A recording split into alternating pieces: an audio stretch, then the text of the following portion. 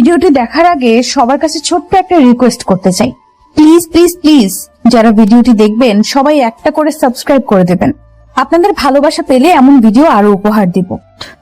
আম্মু উফ, যাও তো, আর একটু ঘুমাতে দাও। আজকে না তোর ভার্সিটিতে প্রথম ক্লাস, উঠ তাড়াতাড়ি, না হলে যে আজকে লেট হয়ে যাবে। আম্মু তুমি আরো আগে ডাক দিবা না? কত লেট হয়ে গেল। যা, বেশি কথা না বলে ফ্রেশ হয়ে আয়, আমি নিচে খাবার রেডি করে গিয়ে। ওকে আম্মু। চলুন ফ্রেশ হতে হতে এখন আপনাদের পরিচয়টা বলি। রুহির বাবা মায়ের একমাত্র আদরের মেয়ে, আর তাই দুষ্টু অনেক। আর এতক্ষণ ভার্সিটির যে কথা হচ্ছিল আসলে সে সেখানে পড়ে না, চাকরি করবে, তাই আজ থেকেই জয়েন করবে। বাকি কথা পরে জেনে নিন। উফ, অনেক লেট হয়ে গেল আম্মু, নাস্তা দাও তাড়াতাড়ি, আমি বের হবো এখনই। রুহি তাড়াতাড়ি নাস্তা করে বের হয়ে যাচ্ছে। আজকে সে গাড়ি নিবে না, রিক্সা করে যাবে। যে ভাবা সেই কাজ। রিক্সা করে যাচ্ছে আর ভার্সিটির কাছাকাছি আসতে একটা গাড়ি এসেই রিক্সার সাথে লাগিয়ে দিল। রুহি টাল সামলাতে না পেরে পড়ে যায়। হঠাৎ রাগ উঠে গেল যেই না কেউ একজন গাড়ি থেকে বের হলো। অমনি রুহি গিয়ে ঠাস ঠাস করে 2টা থাপ্পড় দিল। তারপর ছেলেটা খুব রেগে যায় আর বলতে লাগলো, তোমার সাহস কি করে হয় আমার গায়ে হাত দেওয়ার, এই নীল আহমেদের গালে থাপ্পড় মারার? আমাকে চেনো তুমি, মিডিল ক্লাস গার্ল? ওই চুপ, আস্তে। একে তো ভুল করেছিস, তার উপর আবার গলা উঁচিয়ে কথা বলস। তোর এই ফালতু কথা আর একজনকে শোনাস না। আর শোন, মিডিল ক্লাসরাও মানুষ, সবাইকে সম্মান দিয়ে কথা বলতে হয়। আর মনে হয় আপনি জানেন না। চুপ। রুহি আর কোনো কথা না বলে চলে যাচ্ছে, কারণ তার টাইম মতো ভার্সিটিতে থাকতে হবে, কারণ আজই তার প্রথম ভার্সিটি ক্লাস। তাই সে চলে গেল। আর এদিকে নীল রাগে ওখান থেকে আর না দাঁড়িয়ে সোজা গাড়ি নিয়ে ভার্সিটির দিকে যাচ্ছে। এখন আপনাদের নীলের পরিচয় দেওয়া যায়। নীল বাবা মায়ের একমাত্র সন্তান, খুব রাগী ও জেদি, যা বলবে তা করে ছাড়বে। ওর বাবা দেশের নাম্বার 1 বিজনেসম্যান, তার সাথে অনেক টাকার মালিক ওরা। আর মা বাবার একমাত্র ছেলে দেখে কেউ কিছু বলেনি কোনোদিন, যা চেয়েছে সবসময় তাই পেয়েছে। অতি আদর পেলে যা হয় আর কি, ওর বেলাও তাই। আরো দেখতে সেই রকম হ্যান্ডসাম, যে কোনো মেয়ে দেখেই ও প্রেমে পড়তে বাধ্য। আর রুহিও কম সুন্দরী না, তাকে দেখেও যে কোনো ছেলে পাগল হতে বাধ্য। তো নীল ভার্সিটিতে এসে গেছে, আর তার সাথে সাথে সব ওর দিকে চেয়ে আছে, কিন্তু নীল সবার দিকে তাকায় না। সবাইকে উপেক্ষা করতে করতে ক্লাসে এসে পড়ে। আর রাস্তার মাঝে রুহির সাথে ওই ঘটনার পর ও এখন রেগে আছে। যদিও এখন ওকে পেত তাহলে কি করতো নিজেও জানেন। হঠাৎই প্রিন্সিপাল স্যার আসে আর সাথে রুহি। ওরা দুজনই অবাক, আর সাথে সাথে বলে উঠল, আপনি? আপনি? সবাই অবাক। আর প্রিন্সিপাল তখন বলে, রুহি, এনিথিং রং? আর তোমরা কি আগে থেকেই পূর্ব পরিচিত নাকি? তখনই আমরা দুজনই আবার একসাথে বললাম না স্যার। আবার সবার দৃষ্টি আমাদের দিকে, তাই প্রিন্সিপাল বললেন, স্টুডেন্ট সবাই কেমন আছো? জি স্যার, ভালো। আপনি? আমিও ভালো আছি। ওনার সাথে পরিচয় হয়ে নাও। উনি হলেন তোমাদের নিউ কেমিস্ট্রি টিচার, নাম রুহি চৌধুরী। আচ্ছা, আমি আসি, আপনি ওদের সঙ্গে পরিচয় হয়ে নিন। স্যার চলে যাওয়ার পর রুহি সবার উদ্দেশ্যে বলল, আমার তো পরিচয় তোমরা সবাই পেলে, এখন তোমাদেরটা বলো। একে একে সবাই নাম বলল, কিন্তু আমাদের গল্পের নায়ক এক ধ্যানে কি সব যেন ভাবছে। রুহি তখন ওর সামনে গিয়ে দাঁড়ায় আর ওকে ডাক দেয়, তবুও কোনো সাড়া না দেওয়ায় রুহি রেগে যায়। আর জোরে চিৎকার দেওয়ার সাথে সাথে নীল এর হুঁশ ফিরে। আর সে বলতে থাকে, এই মেয়ে, আস্তে আস্তে, এখানে দাঁড়িয়ে চিৎকার দিচ্ছ কেন? কি বললে? আমি তোমার ম্যাডাম হই, সম্মান দিয়ে কথা বলো। নীল আশেপাশে তাকিয়ে দেখে সবাই ওর দিকে চেয়ে আছে। ও রাগ কন্ট্রোল করে বলল, সরি ম্যাম। হ্যাঁ, এবার বলো তোমার। আমার নাম নীল আহমেদ। আর? রুহি ওকে আর কোনো কথা না বলতে দিয়ে থামিয়ে দেয় আর বলতে থাকে, এবার বসতে পারো, আর কিছু বলতে হবে না। নীল বসে পড়ে আর খেয়াল করে রুহির দিকে। সকালে নীল রুহির দিকে ভালো মতো না তাকলে ও এখন ভালো মতে তাকিয়ে দেখে ক্রাশ না বাস, যেটাই ও খাইছে আর প্রেমেও পড়ে গেছে। নীল রুহিকে দেখে কল্পনার জগৎ উড়ে বেড়াচ্ছে, আর রুহি ওকে এভাবে দেখে জোরেই নীল বলে ডাক দিল। আর নীলের হোশ ফিরল, সাথে সাথে রুহি বলতে লাগলো, get out of my class. মনোযোগ থাকে কোথায় তোমার? বের হও আমার ক্লাস থেকে। নীলেতে প্রচুর অপমান বোধ মনে করলো নিজেকে, আর বের হয়ে গাড়ি নিয়ে খুব জোরে চালিয়ে চলে গেল। আর রইসে নীল যাওয়ার পর মনে মনে একটু শান্তি অনুভব করলো আর ক্লাস নিয়ে বাসায় চলে গেল। আর অন্যদিকে নীল রাগে খুব জোরে গাড়ি চালিয়ে চলে এলো আর ইচ্ছে মতো ড্রিঙ্কস করতে লাগলো। আর মনে মনে প্রতিজ্ঞা করলো রুহির দেওয়া অপমানের জবাবও দিবে। তা যেভাবেই হোক। আর তারপরেই অনেক রাত করে সে বাসায় গেল। নীলের বাবা মা খুব টেনশনে ছিল, কিন্তু যখন নীলকে ওরা দেখে তখন তারা আরো টেনশনে পড়ে যায়, কারণ নীল কোনোদিন এত রাত পর্যন্ত কোনোদিন বাইরে থাকেনি। আর তার উপর সে ড্রিঙ্কস করেছে, তা আবার একটু না, অনেক বেশি। কিন্তু মা বাবা তাকে কোনো কিছু বলার সাহস পেল না, কারণ কিছু বললেই কি থেকে কি করে ফেলবে তা সে নিজেও জানে না। আর অন্যদিকে রুহি বাসায় গিয়ে খুব শান্ত হয়ে গেল আর ভাবছে কি ওই শয়তান নীলের থেকে দূরে দূরে থাকবে। পরের দিন সকাল সকাল রুহি খুব তাড়াতাড়ি ঘুম থেকে উঠে আর ভার্সিটি যাওয়ার জন্য রেডি হয়ে নিচে যায়। আর তখন ওর বাবার সামনে, আর তিনি বলেন, কিরে মা, আজ এত সকালে কই যাস?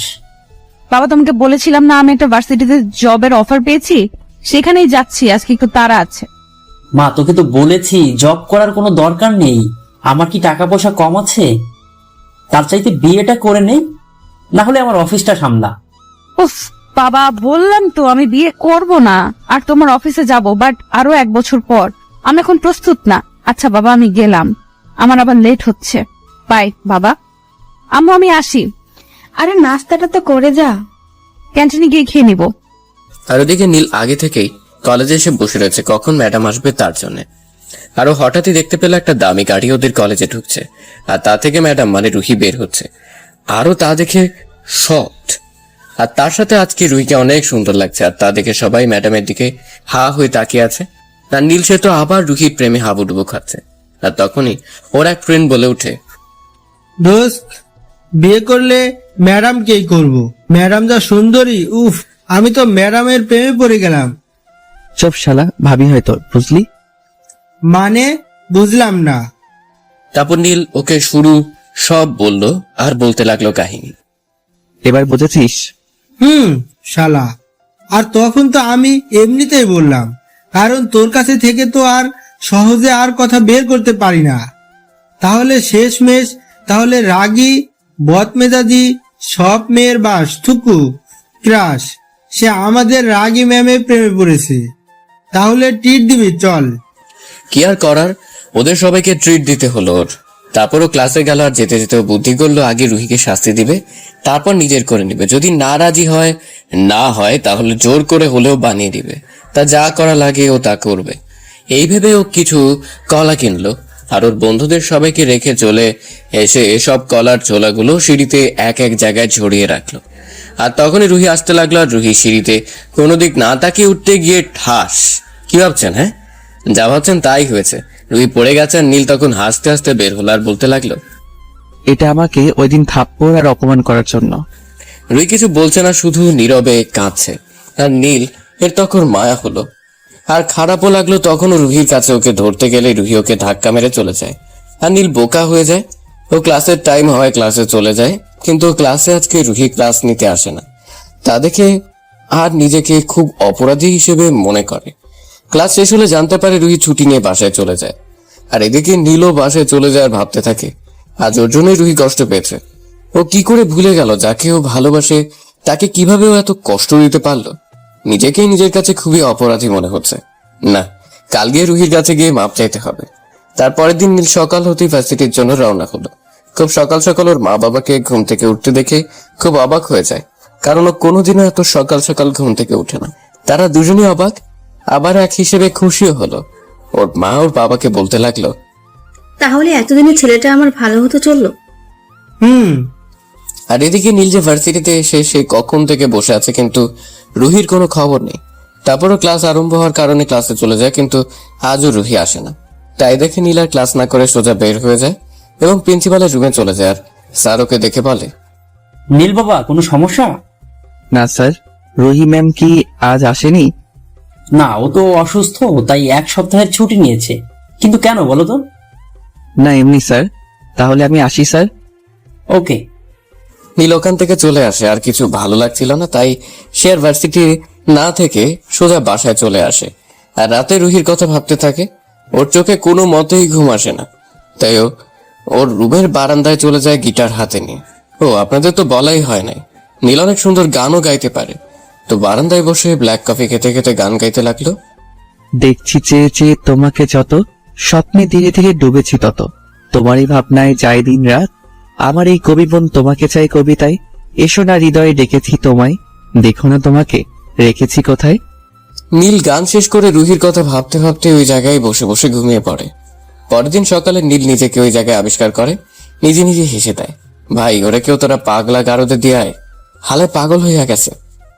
নীল ওর কিছু বন্ধুদের রুহির খোঁজ নেওয়ার জন্য এবং ওর সব ডিটেলস জানার জন্য ওর কিছু বন্ধুদের বলেছিল, এবং ওরা কিছুক্ষণ আগেই সব ইনফরমেশন পেয়ে গেছে।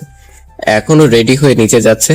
আজ শিওর যে কোনো মেয়ে ওকে দেখে প্রেমে পড়তে বাধ্য, যা হ্যান্ডসাম লাগতেছে না ওকে, আর বিবরণ আর নাইরি। সো আজ সব চাইতে দামি গাড়িটা নিয়ে বের হচ্ছে। নীল আহমেদ সে তো আর কম দামি গাড়ি নিয়ে কোনো জায়গায় যেতে পারে না। এখন নীল একসাথে দুইটা কাজ করতে যাচ্ছে, এক রুহিকে দেখতে, ওর সাথে কথা বলতে, আর 2 নাম্বারটা পরে জেনে নেবেন গল্প পড়তে পড়তে। 2 ঘন্টার মধ্যে ওর গন্তব্যে চলে আসে। অবশ্য নিজেই ড্রাইভ করে আসছে। নীল গেটের ভিতর ঢুকে গাড়ি পার্ক করার জায়গায় গাড়িটা পার্ক করলো, আর তারপর বিয়ে বাড়িতে যতগুলো মেয়ে ছিল সব ওর দিকে এমন ভাবে তাকিয়ে আছে যে কাছে পেলে ওকে এখনই আইসক্রিম বা চকলেটের মতো করে খেয়ে ফেলতো। কিন্তু আফসোস নীল এই দুইটার কোনোটাই না। নীল ভেতরে ঢুকতে ঢুকতে সব মেয়েদের দিকে একবার চোখ বুলিয়ে গেল, কারণ সব মেয়েরা মনে হয় স্ট্যাচু হয়ে গেছে। যেমন ওকে দেখে দাঁড়িয়ে পড়েছিল তেমনি সবাই এখনো আছে। নীল হালকা একটা হাসি দিয়ে ভিতরে ঢুকে গেল। নীল ভিতরে ঢুকে ওর বন্ধুর বোনের সাথে দেখা করে নিল, মানে যার আজকে বিয়ে। আপনারা মনে হয় কিছু বুঝতে পারেন নাই, দাঁড়ান আমি বুঝিয়ে বলছি। যখন রুহির খোঁজ নিতে ওর বন্ধুদের বলে, তখন কল কাটার পরে ওর আর এক বন্ধু ওকে তার বোনের বিয়েতে দাওয়াত দেয়। ও বলে দেখছি, তারপর কল কেটে দেয়। আর এর মধ্যে নীলের বন্ধুরা কল দিয়ে ওকে জানায় যে রুহি কাল ওরই বন্ধুর বোনের বিয়ে বাড়িতে যাবে। নীলকে আর কে পায়, সে তো খুশির ঠেলায় বিছানা রেখে বিছানায় নিচে গড়াগড়ি খায়, মানে সোফায়। আর তারপর ওর বন্ধুকে কল করে জানিয়ে দেয় ও কালকে আসছে। তারপরে কাহিনী তো আপনারা জানেনই, তা নাই বলি, চলুন গল্পে ফেরা যাক। আর তারপরেই নীল রুহিকে খুঁজতে লাগলো, আর একটা জায়গায় এসে থেমে পড়লো। সামনে সোফায় বসে রুহি জুস খাচ্ছিল। ওকে দেখে নীল যেন চোখ ফেরাতে পারলো না। রুহি কালো কালারের একটা শাড়ির সাথে ম্যাচিং করা অর্নামেন্টস, ঠোঁটে গোলাপি লিপস্টিক, চোখে কাজল। উফ, যা লাগতেছে না, নীল তো চোখে ফেরাতে পারছে না। রুহি জুস অর্ধেক খেয়ে রেখে ওয়াশরুমে চলে গেল, আর তখনই নীল দৌড়ে গিয়ে ওর অর্ধেক রাখা জুসটুকু খেয়ে নিল। তখন ওর যেন মাথায় রুহির নেশা চেপে গেল। ওর ঠোঁট মন যেন অন্য কিছু চায়। তাই সে আস্তে করে ওর ওয়াশরুমের পাশের বারান্দায় গিয়ে অপেক্ষা করতে লাগলো। আর ওই বের হওয়ার সাথে সাথে ওকে একটা অন্ধকার রুমে নিয়ে গেল। আর ওই চিৎকার দিবে যে তারও কোনো উপায় নেই, কারণ নীল ওর মুখ চেপে ধরে রেখেছিল যাতে ও চিৎকার না দিতে পারে। এর মধ্যে রুহি খুব জোরে নীলের হাতে কামড় দিয়ে বসলো, আর নীল কামড়কে সাথে সাথে ওর হাত রুহির মুখ দিয়ে সরিয়ে ফেললো আর বলতে লাগলো, তোমার মাথা খারাপ হয়ে গেছে, কামড় দিলে কেন? কে তুমি? আর আমাকে এখানে জোর করে নিয়ে এলে কেন? হে বিউটিফুল, আমি নীল। খুব জোরে ওকে ধাক্কা মেরে বলতে লাগলো, don't cross your limit Neel, I am your ma'am, so respect me. এই বলেও যেতে ধরলে নীল ওকে ধরে কিস করে বসলো। রুহি একটু বেশি জোরে ওকে ধাক্কা মেরেছিল, যার কারণে ও নিজের রাগ কন্ট্রোল না করতে পেরে আর দেখে ওকে আঘাত দিয়েই ও চলে যাচ্ছে, তাই ও সরাসরি কিস করে ফেললো। টানা 5 মিনিট ধরে কিস করেই চলছে। আর এদিকে রুহি ছোটার জন্য ওকে কিল ঘুষি সব দিয়ে যাচ্ছে আর ধাক্কাও দিচ্ছে, কিন্তু চুল পরিমাণ ওকে সরাতে পারলো না। আরে বহিন, সরাবি কেমনে? প্রতিদিন জিম করে 6 প্যাক ওয়ালা বডি এত সোজা নাকি সরানো? নীলা এখন ওকে কিস করেই চলেছে, ছাড়ার কোনো নামগন্ধ নেই। আরে আরে ভাই, ছাড় ছাড়, মায়াটারে কি মায়েরা ফালাবি নাকি? হঠাৎই রুহির চোখের পানি রুহির গালপে নীল হাতে গিয়ে পড়লো। নীল রুহিকে ছেড়ে দিল, আর তার সাথে সাথে রুহি নীলের গালে খুব জোরে 2টা থাপ্পড় লাগিয়ে দিল। রুহি কান্না করতে করতে ওখান থেকে চলে গেল। নীল যেন কথা বলার ভাষা হারিয়ে ফেলছিল। নীরবে চোখের কোণা দিয়ে অশ্রু পড়তে লাগলো। নীল ওখানে আর এক মুহূর্ত না দাঁড়িয়ে সোজা বের হয়ে চলে গেল। সোজা গাড়ি নিয়ে নদীর পাশে এসে বসে একাধারে একটার পর একটা সিগারেট খেয়েই চলছে, আর চোখ দিয়ে অশ্রুতা পড়তেই আছে। তার কোনো থামাথামি নেই। নীলের রাগে পুরো গা জ্বলে যাচ্ছে। আর এদিকে নীলকে ওর বন্ধু, ওর বাবা একের পর এক কল দিয়ে যাচ্ছে।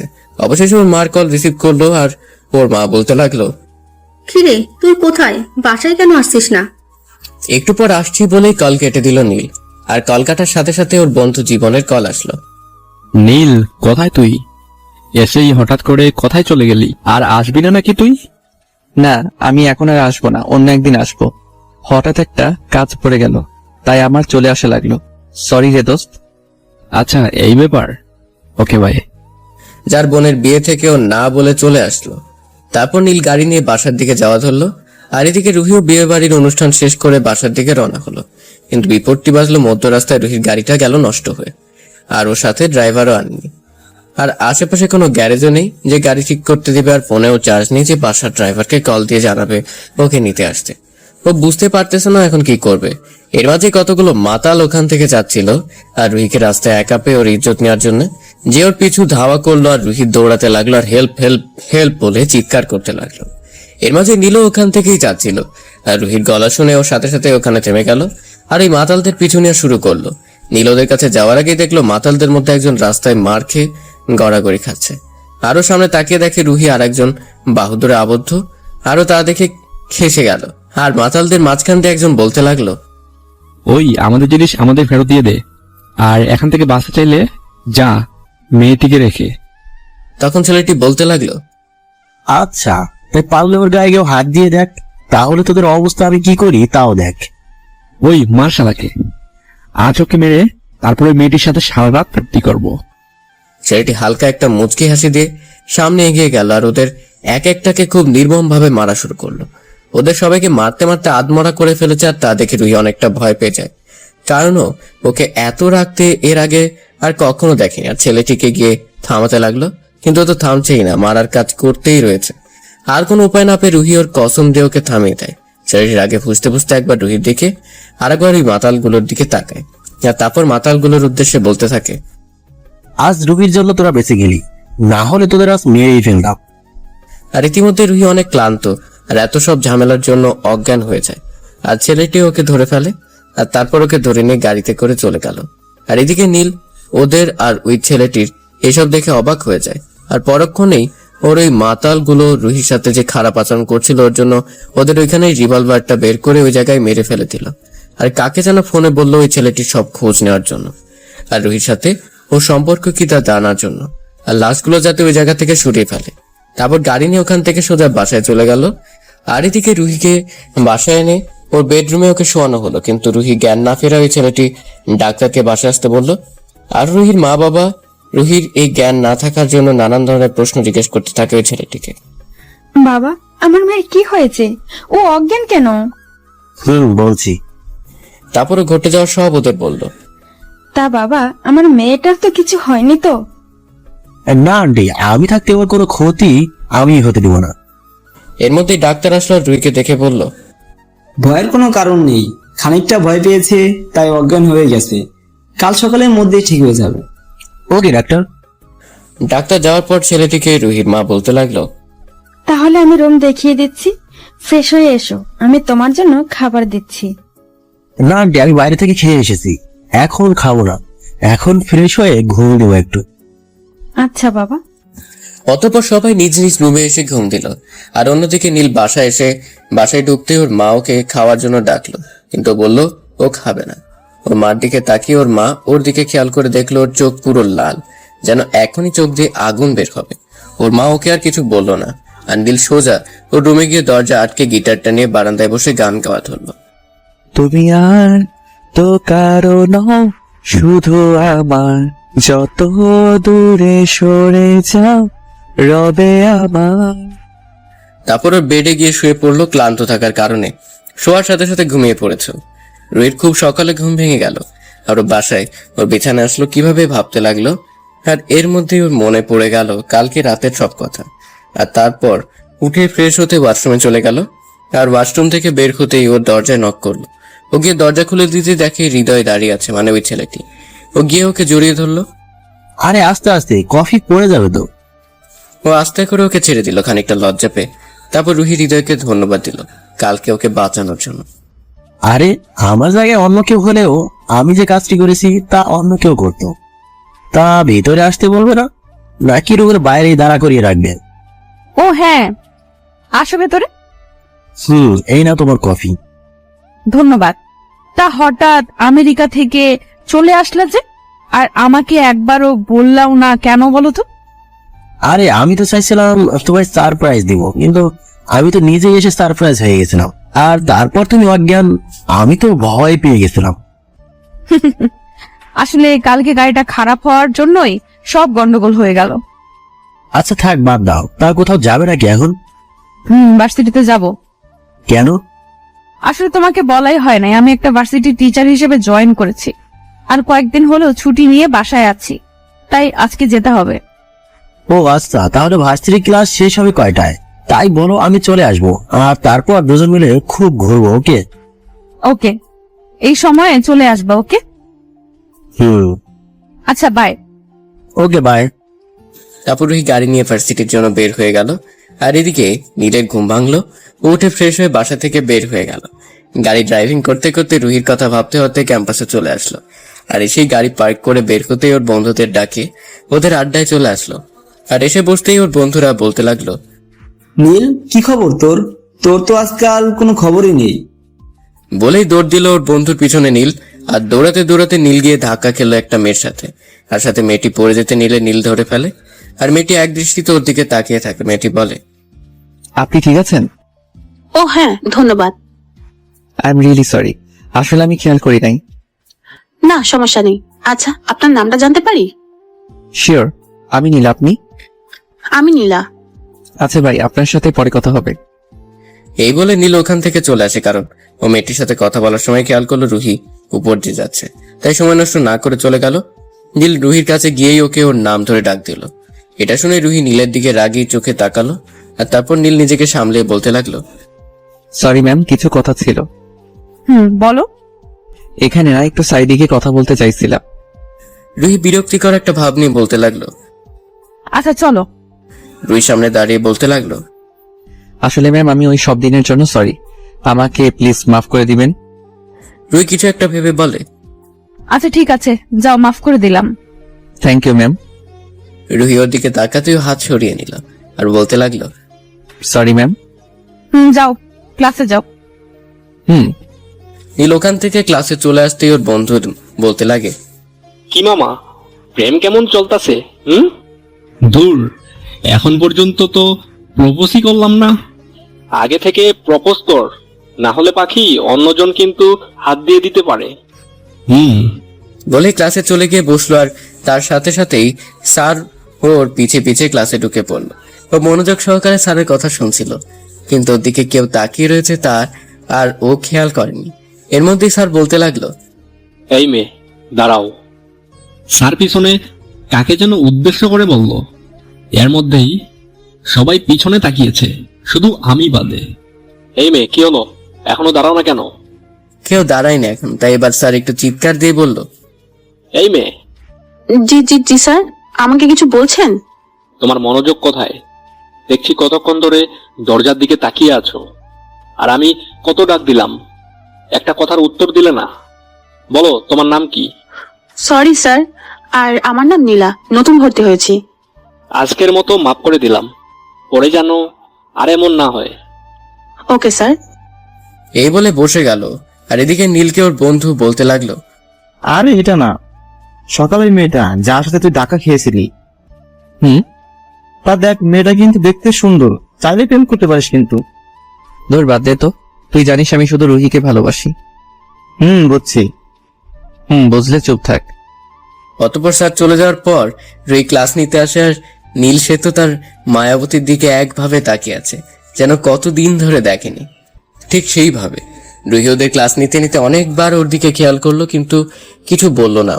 আর এদিকে নীলাও খেয়াল করলো নীল ম্যাডামের দিকে এক দৃষ্টিতে চেয়ে আছে। আর ম্যাডামও ওর দিকে বারবার চাইছে। ওর সহ্য হচ্ছিল না, কারণ ও যে নীলকে ভালোবেসে ফেলেছে।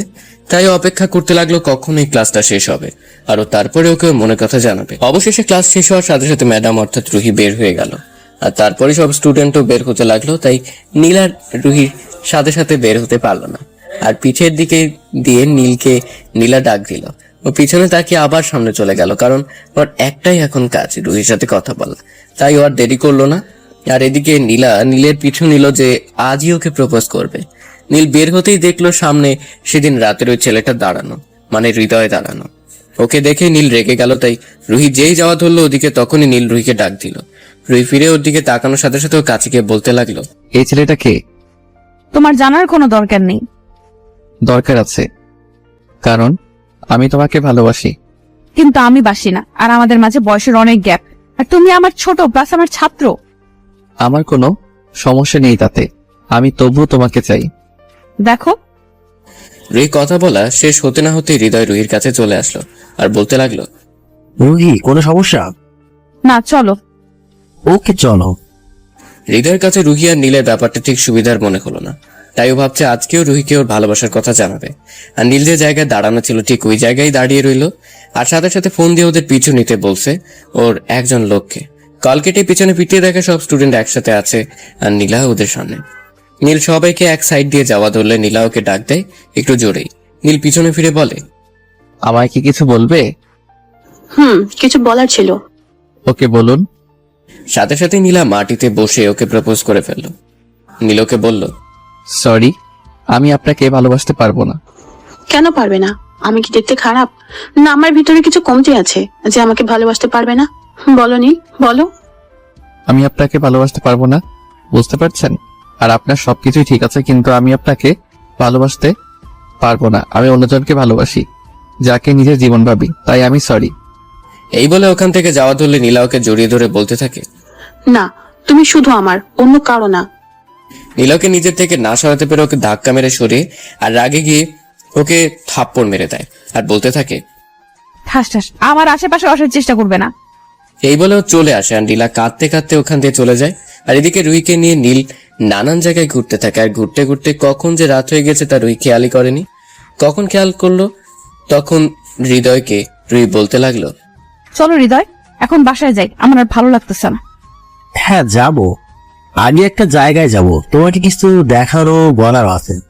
আচ্ছা। আর অন্যদিকে নীলের ইনফরমার নীলকে প্রতি মুহূর্তের খবর ওকে বলতে থাকে, আর নীলকে ওর ইনফরমার সব বলার পর আর দেরি না করে সোজা ওই জায়গায় চলে যায়। আর এদিকে রুহি নিয়ে হৃদয় একটা বড় রেস্টুরেন্টের সামনে গিয়ে থামে আর বলতে থাকে, আমি ভিতরে দিয়ে একটু আসছি, তুমি একটু ওয়েট করো। ওকে। যে হৃদয় ভিতরে যায় তখনই নীল এসে ওকে ওখান থেকে নিয়ে যায় অজ্ঞান করে, কারণ ও জানে রুহি এমনিতেই ওর সোজা কথায় ওর সাথে যাবে না, তাই ওর বাধ্য হয়ে কাজটি করা লাগলো।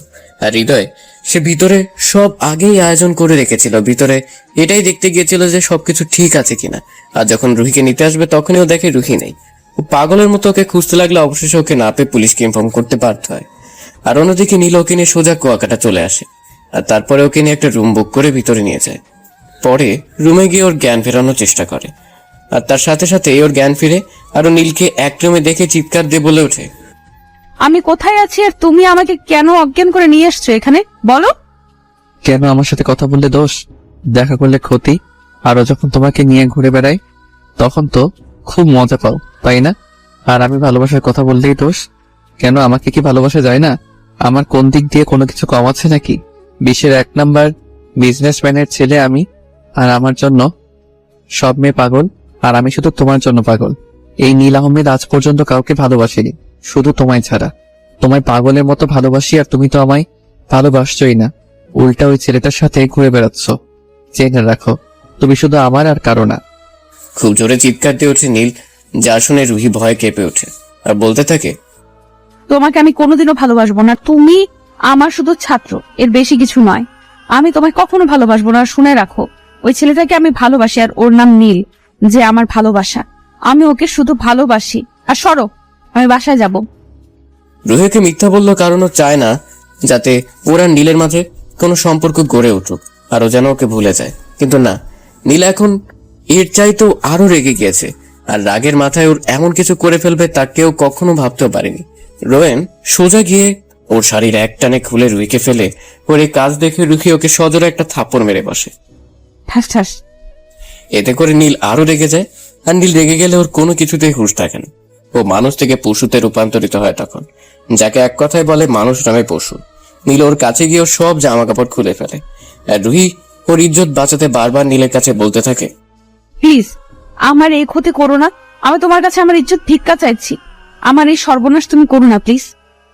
রুহি কান্না করতে করতে বলতে থাকলো, কিন্তু নীল ওর কোনো কথাই শুনলো না। ওর উপর ঝাঁপিয়ে পড়ল আর সতীত্ব ওর কাছ থেকে কেড়ে নিল। আর রুহি কাঁদতে কাঁদতে একসময় নিজের সতীত্ব নীলের কাছে সঁপে দিল। রুহিকে মধ্যরাতের দিকে নীল ছেড়ে দিল, আর এদিকে রুহি কাঁদতে কাঁদতে ভাবতে লাগলো, নীল আজ ওর সাথে কি করলো? ওর সব কেড়ে নিল, ওকে ধর্ষণ করলো। হ্যাঁ, নীল ওকে অবৈধভাবে ধর্ষণ করলো। আর একটা সময় ও কাঁদতে কাঁদতে ঘুমিয়ে পড়লো। খুব সকালে নীলের ঘুম ভাঙলো, আর ও চোখ খুলে দেখতে পেল ও রুহিকে খুব শক্ত করে জড়িয়ে ধরে আছে, আর ওই বাচ্চাদের মতো ঘুমিয়ে রয়েছে। আর রুহির দিকেও তাকিয়ে দেখলো ওর গায়ে একটাও কাপড় নেই। নীলের কালকে রাতের কথা মনে পড়তেই নিজেকে নিজেই দোষারোপ করা শুরু করে কি করেও পারলো ওর ভালোবাসাকে কষ্ট দিতে, কি করেও তাকে ধর্ষণ করলো। নিজেকেই নিজে বলতে লাগলো, ছি, আমি মানুষ না, আমি জানোয়ার। আমার ভালোবাসাকে শেষ পর্যন্ত এটা আমি কি করলাম? নীল একটু নড়ে জড়ে উঠতেই রুহির ঘুম ভেঙে গেল। আর উঠেই নীলকে বলতে লাগলো, সারা রাত আমার সাথে ওসব করে স্বাদ মেটেনি, তাহলে এখন আবার নিজের স্বাদ মেটাও। আমায় নাকি ভালোবাসো? এই তোমার ভালোবাসার নমুনা? ছি, আমার ভাবতেই ঘৃণা লাগছে। তুমি এমন নীচ একটা মানুষ। নীল কিছু বলছে না, শুধু শুনে গেল, কারণ রুহির প্রত্যেকটা বলা কথাগুলো সত্যি। আজ ওর রাগের কারণে ওর ভালোবাসার ইজ্জত নষ্ট করে ফেললো। আর রুহির এসব কথা শুনে নীল ভাবতে থাকে, না, এখন আর দেরি করা যাবে না, আজই আমি ওকে বিয়ে করব। ও রুহিকে নিজ হাতে রেডি করিয়ে দেয়, কিন্তু রুহি কিছুতেই নীলের কথা শুনতেছিল না। তাই ধমক দিয়ে ওকে রেডি করিয়ে দিল। আর নীলও রেডি হয়ে বের হলো। ওর মূল উদ্দেশ্য আজই রুহিকেও ও বিয়ে করবে। আর রুহি গাড়িতে বসে একটা কথাও বলেনি। নীল গাড়ি ড্রাইভ করতে করতে কাকে যেন ফোন দিয়ে সব রেডি করে রাখতে বললো। ওরা এসে গেছে কাজী অফিসের সামনে। আর নীল নেমেই রুহিকে কাজী অফিসের ভিতরে নিয়ে গেল, কিন্তু রুহি কিছুতেই ভিতরে যেতে চাইছিল না। তবুও নীলের জন্য বাধ্য হয়ে ভিতরে ঢুকলো আর বলতে লাগলো, এখানে আমাকে কেন নিয়ে আসছো? নীল কিছু না বলে ওকে নিয়ে ভিতরে ঢুকতে লাগলো। ও আবার একই প্রশ্ন করতে লাগলো, তাই নীল বলল, চুপ, একটাও কথা বলবে না, শুধু আমার সাথে সাথে আসো। রুহি নীলের পিছনে পিছনে ভিতরে ঢুকলো। আর ভিতরে দেখলো নীলের কিছু বন্ধু দাঁড়ানো। আর নীল কাজীকে বলতে লাগলো বিয়ে পড়াতে। রুহি তখনই দেখে ওর পাশেই ফল কাটার ছুরি, যা একটু আগেই কাজী সাহেব ফল কেটে খেয়ে সরাতে ভুলে গেছিল। আর সেটাই রুহি হাতের কাছে পেয়ে নীলকে হুমকি দিল, যদি ওকে বিয়ে করতে চায় তাহলে নিজের জীবন শেষ করে দিবে। নীল রুহিকে তখন বলতে থাকে, রুহি, এই কাজ ভুলেও করো না, কারণ যদি এই কাজ করো তাহলে তোমার মা বাবার ক্ষতির জন্য তুমি দায়ী হবে। মানে? মানেটা খুব সহজ, যদি আমাকে না বিয়ে করো তাহলে তোমার মা বাবাকে আমার লোকেরা মেরে দিবে। রুহি ভয় ওর হাতের চাকু নিচে ফেলে দিয়ে বলতে থাকে, প্লিজ ওদের কিছু করো না, আমি তোমার সব কথায় রাজি। এই তো ভালো মেয়ে, কাজী সাহেব বিয়ে পড়ান। অতঃপর ওদের বিয়ে হয়ে গেল। বিয়ে শেষ হতে কাজী অফিস থেকে নীল রুহির হাত ধরে বের হলো। ওরা বের হতে ওদের সামনে এলো পুলিশের কয়েকটা গাড়ি। আর নীল একটুও চমকায়নি, বরং ডেভিল হাসি দিয়ে রুহির কানের কাছে মুখটা নিয়ে বলল, রুহি, তোমার বাবা মা কিন্তু এখনো আমার কাছে, তাই যা বলার বুঝে শুনে বলো, ঠিক আছে? চুপ। এর মধ্যে পুলিশ বন্দুক ধরে ওদের সামনে আসলে নীল বলল, পুলিশ অফিসার, এনিথিং রং? হ্যাঁ, আপনাদের সবার আমাদের সাথে থানায় যেতে হবে। কিন্তু কেন? আমাদের অপরাধ, আর এর থেকেও বড় কথা আপনি আমায় চিনেন। আপনাকে আমার চেনার কোনো প্রয়োজন নেই। আর আপনাদের এই কারণে নিয়ে যেতে চাইছি যে আপনারা রুহি ম্যাডামকে অপহরণ করেছেন, এবং এটা আমাদের বলা হয়েছে। হোয়াট? আপনার মাথা ঠিক আছে? আমি বা আমরা রুহিকে অপহরণ করব কেন? ইভেন ও আমার এখন ওয়াইফ। আর বিশ্বাস না হলে রুহিকেই প্রশ্ন করে দেখুন। ম্যাডাম, আপনিই বলুন। কিছুক্ষণ চুপ থেকে রুহি বলতে লাগলো, জি, নীল আমার স্বামী, আর আমরা কিছুক্ষণ আগে বিয়ে করেছি, আর তা নিজের ইচ্ছেতেই। তাহলে আপনি কাউকে কিছু না বলেই উধাও কেন হয়ে গিয়েছিলেন? আসলে আমার ইচ্ছে ছিল আমরা পালিয়ে বিয়ে করব, তাই কাউকে কিছু না বলে এখানে চলে এসেছি। ওকে, তা মিস্টার আপনি কে? আমি নীল আহমেদ, রোহান আহমেদের একমাত্র ছেলে। আপনি বিজনেসম্যান রুহান আহমেদের ছেলে? হ্যাঁ। সরি স্যার, আমি বুঝতে পারিনি, ক্ষমা করে দিবেন। আচ্ছা স্যার, আমরা চলি তাহলে। আসুন। অতঃপর পুলিশ চলে যাওয়ার পর নীল ওর বন্ধুদের সাথে বিদায় দিয়ে রুহিকে নিয়ে গাড়িতে বসলো। ওরা আর ওখানে এক মুহূর্ত থাকবে না, সোজা ঢাকায় চলে যাবে। নীল গাড়িতে বসে ড্রাইভ করতে করতে বলতে লাগলো, বাহ, আমার বউ হবার পর তো আমার জন্য ভালোই মিথ্যা বলতে পারলে। ওটা তোমায় বাঁচাতে নয়, আমার মা বাবাকে বাঁচাতে। তা না হলে আমি নিজের হাতে তোমাকে মেরে দিতাম। তাও ভালো, অন্তত পক্ষে বলেছ তো, তা যেভাবেই বলো আমি তাতেই খুশি। রুহি আর কিছু বললো না, চুপ করে রইল। আর মনে মনে বলতে লাগলো, তোকে আমি কখনো মাফ করব না। অন্তত পক্ষে তোর মতো কোনো ধর্ষক কারো স্বামী হতে পারে না। তোকে আমি ঘৃণা করি, শুধু ঘৃণা। যতই ঘৃণা করো আমাকে ভালো, ঠিকই আমায় বাঁচতে হবে তোমাকে। রুহি ওর কথা শুনে ওর দিকে তাকে আবার জানালার দিকে তাকালো, কিছুই বলল না। কিছুক্ষণ পর নীল ড্রাইভিং করার সময় খেয়াল করলো রুহি ঘুমিয়ে পড়েছে। ওকে নিজের কাছে এনে এক হাত দিয়ে নিজের বুকের সাথে মিশিয়ে জড়িয়ে ধরে ড্রাইভিং করার দিকে মন দিল। ওদের উদ্দেশ্য এখন যত দ্রুত সম্ভব ঢাকা পৌঁছানো। সকাল 10টা বাজে আনুমানিক। তখন রুহির ঘুম ভাঙার পরও নিজেকে আবিষ্কার করলো একটা রুমে। কিন্তু এই রুমটা কার বা কাদের বাসায় আছে তাই ও বুঝতে পারলো না। বিছানার সামনে তাকাতে দেখলো ওর অনেকগুলো ছবি দেওয়ালে টাঙানো। ও উঠে ছবিগুলো দেখতে লাগলো, কিন্তু এই ছবিগুলো ও তুলেনি। তাহলে তুললো কে? আর তার পাশেও দেখতে পারলো নীলের কয়েকটা ছবি। তারপর বুঝতে পারলো এই কাজগুলো কার। এর মধ্যেই দরজায় কে যেন নক করে রুমের ভিতরে প্রবেশ করলো। ও তাকিয়ে দেখলো নীল ভিতরে আসছে, আর এসে ওকে বলল, কি তোমার তাহলে ঘুম ভাঙলো? হ্যাঁ। আসো, ফ্রেশ হয়ে নিচে আসো। কিন্তু আমার তোমার সাথে কিছু কথা ছিল। বলো। আমি তোমাকে ভালোবাসি না, আর কখনো ভালোবাসতে পারবো কিনা জানি না। তুমি আমার থেকে কোনো দিন স্ত্রীর অধিকার পাবে না। আর যা সেদিন করেছো, আর তারপর তোমাকে আর ভালোবাসার কোনো প্রশ্নই আসে না। ঠিক আছে, তুই কি চাও বলো, তাই হবে। আর সেদিনের জন্য পারলে আমায় মাফ করে দাও। আমি যা চাইবো তাই দিবে, তাই তো? দিব, বলো। আমি ডিভোর্স চাই। দাও, আমাকে ডিভোর্স দাও, না হলে আমি তোমায় ডিভোর্স দিব। নীল রুহির কথাগুলো শুনে খুবই খারাপ লাগলো, কিন্তু চায় না জোর করে ওকে ভালোবাসতে। ওর ভালোবাসা যদি সত্যি হয় তাহলে রুহি নিজেই ওকে ভালোবাসবে। ও যেভাবে পারুক সেভাবেই রুহিকে নিজের করার চেষ্টা করবে। তাই ও রুহিকে বলতে লাগলো, ঠিক আছে, দিব, কিন্তু তার জন্য 6 মাস অপেক্ষা করতে হবে, না হলে ডিডি ডিভোর্স দেওয়া যাবে না। ঠিক আছে, আমি আমার বাসায় যেতে চাই। আর এই বাসা কার? আমি এখানে থাকবো না। তা যেতে পারবে, কিন্তু একেবারের জন্য নয়, কিছুদিনের জন্য। কারণ আমাদের ডিভোর্স দেওয়ার আগ পর্যন্ত তুমি কোথাও যেতে পারবে না। আর হ্যাঁ, তোমার মা বাবা আমাদের বাসায় কিছুক্ষণের মধ্যেই আসছে, আর রেডি হয়ে নিচে আসো। আর হ্যাঁ, প্লিজ আমার মা বাবার সামনে একটু নর্মাল ব্যবহার করিও, না হলে তাদের কষ্ট আর সম্মান নষ্ট হবে। আমার এই অনুরোধটা প্লিজ রাখো। ঠিক আছে।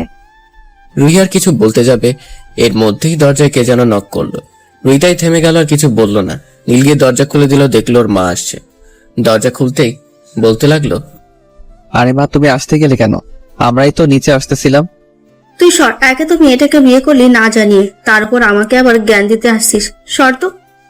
হ্যাঁ, ছেলের বউকে পেয়েছো না, তাই এখন ছেলে বড় হয়ে গেল। তাই হয়েছে। তারপর ভেতরে ঢুকে মা রুহির কাছে গেল। রুহি নীলের মাকে পা ধরে সালাম করলো। ওর মা রুহিকে বলতে লাগলো, থাক মা, আমাকে পা সালাম করতে হবে না। তুমি এখন থেকে আমার মেয়ে। মেয়ে কি মায়ের পা ধরে নাকি? আমার বুকে এসো। আন্টি। কি বললে তুমি? আন্টি একদম চলবে না, মা বলে ডাকো, ঠিক আছে? ঠিক আছে মা। এই তো আমার সোনা মেয়ে। এই নীল, যা, তোর বাবা তোকে ডাকছে। যাচ্ছি। নীল চলে যাওয়ার পর নীলের মা রুহিকে বলতে লাগলো, মা, একটা সত্যি করে কথা বলবে?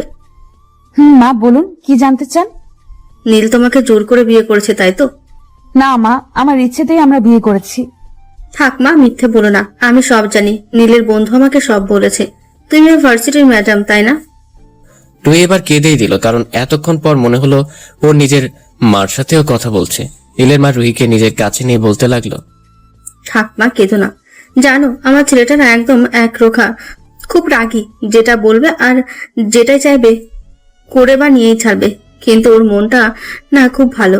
কোনোদিনও কোনো মেয়ের দিকে চোখ তুলেও তাকায়নি, এবং ওর রাগ উঠলে ওর কোনো দিকে খেয়াল থাকে না। ও একটু বেশি রাগী, কিন্তু তবুও আমরা ওকে কিছু বলি না। কেন জানো? কেন? যখন ওর বাবার আর আমার বিয়ে হয়, তার অনেক বছর পরও আমার গর্ভে আসে। জানো, আল্লাহর কাছে অনেক কাদার পরেও জন্ম হয়। তাই ওকে আজ পর্যন্ত কেউ কোনোদিন শাসন করেনি। আদর করতে করতে আজও এমন যে কাজ করবে তা আমরা কোনোদিন ভাবতে পারিনি। আমাকে ক্ষমা করে দিও মা। না মা, আপনি আমার কাছে ক্ষমা চাইবেন না, তাহলে আমি নিজেকে ক্ষমা করতে পারবো না। আপনি তো এখন থেকে আমারও মা, আর মেয়ের কাছে কি মা কোনোদিন মাফ চায় বলুন? তা এখন থেকে আমাকে তুমি করে বলবে, ঠিক আছে মা? জি মা, বলবো। এই তো আমার লক্ষ্মী মেয়ে। আর হ্যাঁ, পারলে আমার পাগল ছেলেটাকে একটু ভালোবেসো, কারণ ও যে তোমায় ছাড়া মরে যাবে। বড্ড ভালোবাসে আমার ছেলেটা তোমায়। ওকে একটু মানুষ করো, আর দেখবে তাহলে ও তোমায় মাথায় করে রাখবে। আচ্ছা মা, তুমি রেডি হয়ে নিচে আসো, আমি খাবার রেডি করছি। আর একটু পর তোমার মা বাবা আসবে। ঠিক আছে মা, আমি রেডি হয়ে আসছি। তারপর নীলের মা চলে গেল, আর রুহি ভাবতে লাগলো ওর অবশেষে কষ্ট বোঝার জন্য একজন মানুষ হলো। তারপরে ওয়াশরুমে ফ্রেশ হতে চলে গেল। আর এদিকে নীল ওর বাবার কাছে গিয়ে কিছুক্ষণ বকা খেলো, আর ওর বাবা বলতে লাগলো, তোর থেকে আমরা এই সব আশা করিনি। একটা মেয়ের ইচ্ছার বিরুদ্ধে কিভাবে তুই ওকে জোর করে বিয়ে করলি? নীল শুধু চুপ করে শুনছে। ওর বাবা আবার বলতে লাগলো, আমি ওর বাবা মাকে বলে দিয়েছি, ওরা আসছে। ওদের সাথে কথা বলে তোদের আবার বিয়ে হবে। যা এখন তুই এখান থেকে। আর শোন, বৌমাকে নিয়ে আমার কাছে আয়। জি। নীলর বাবার রুম থেকে বের হয়ে সোজা ওর রুমে চলে গেল। এসে দেখলো রুহিল গোসল করে সদ্য বের হয়েছে আর আয়নার সামনে বসে চুল আঁচড়াচ্ছে। ওর কিরকম একটা নেশা চেপে গেল। ও গিয়ে রুহির কোমর জড়িয়ে ওর চুলের গন্ধ নিতে লাগলো। রুহি টের পেয়ে দেখলো নীল ওর কোমর জড়িয়ে ওর চুলের গন্ধ নিতেছে। নীলের প্রত্যেকটা স্পর্শ ওকে পাগল করে দিচ্ছে।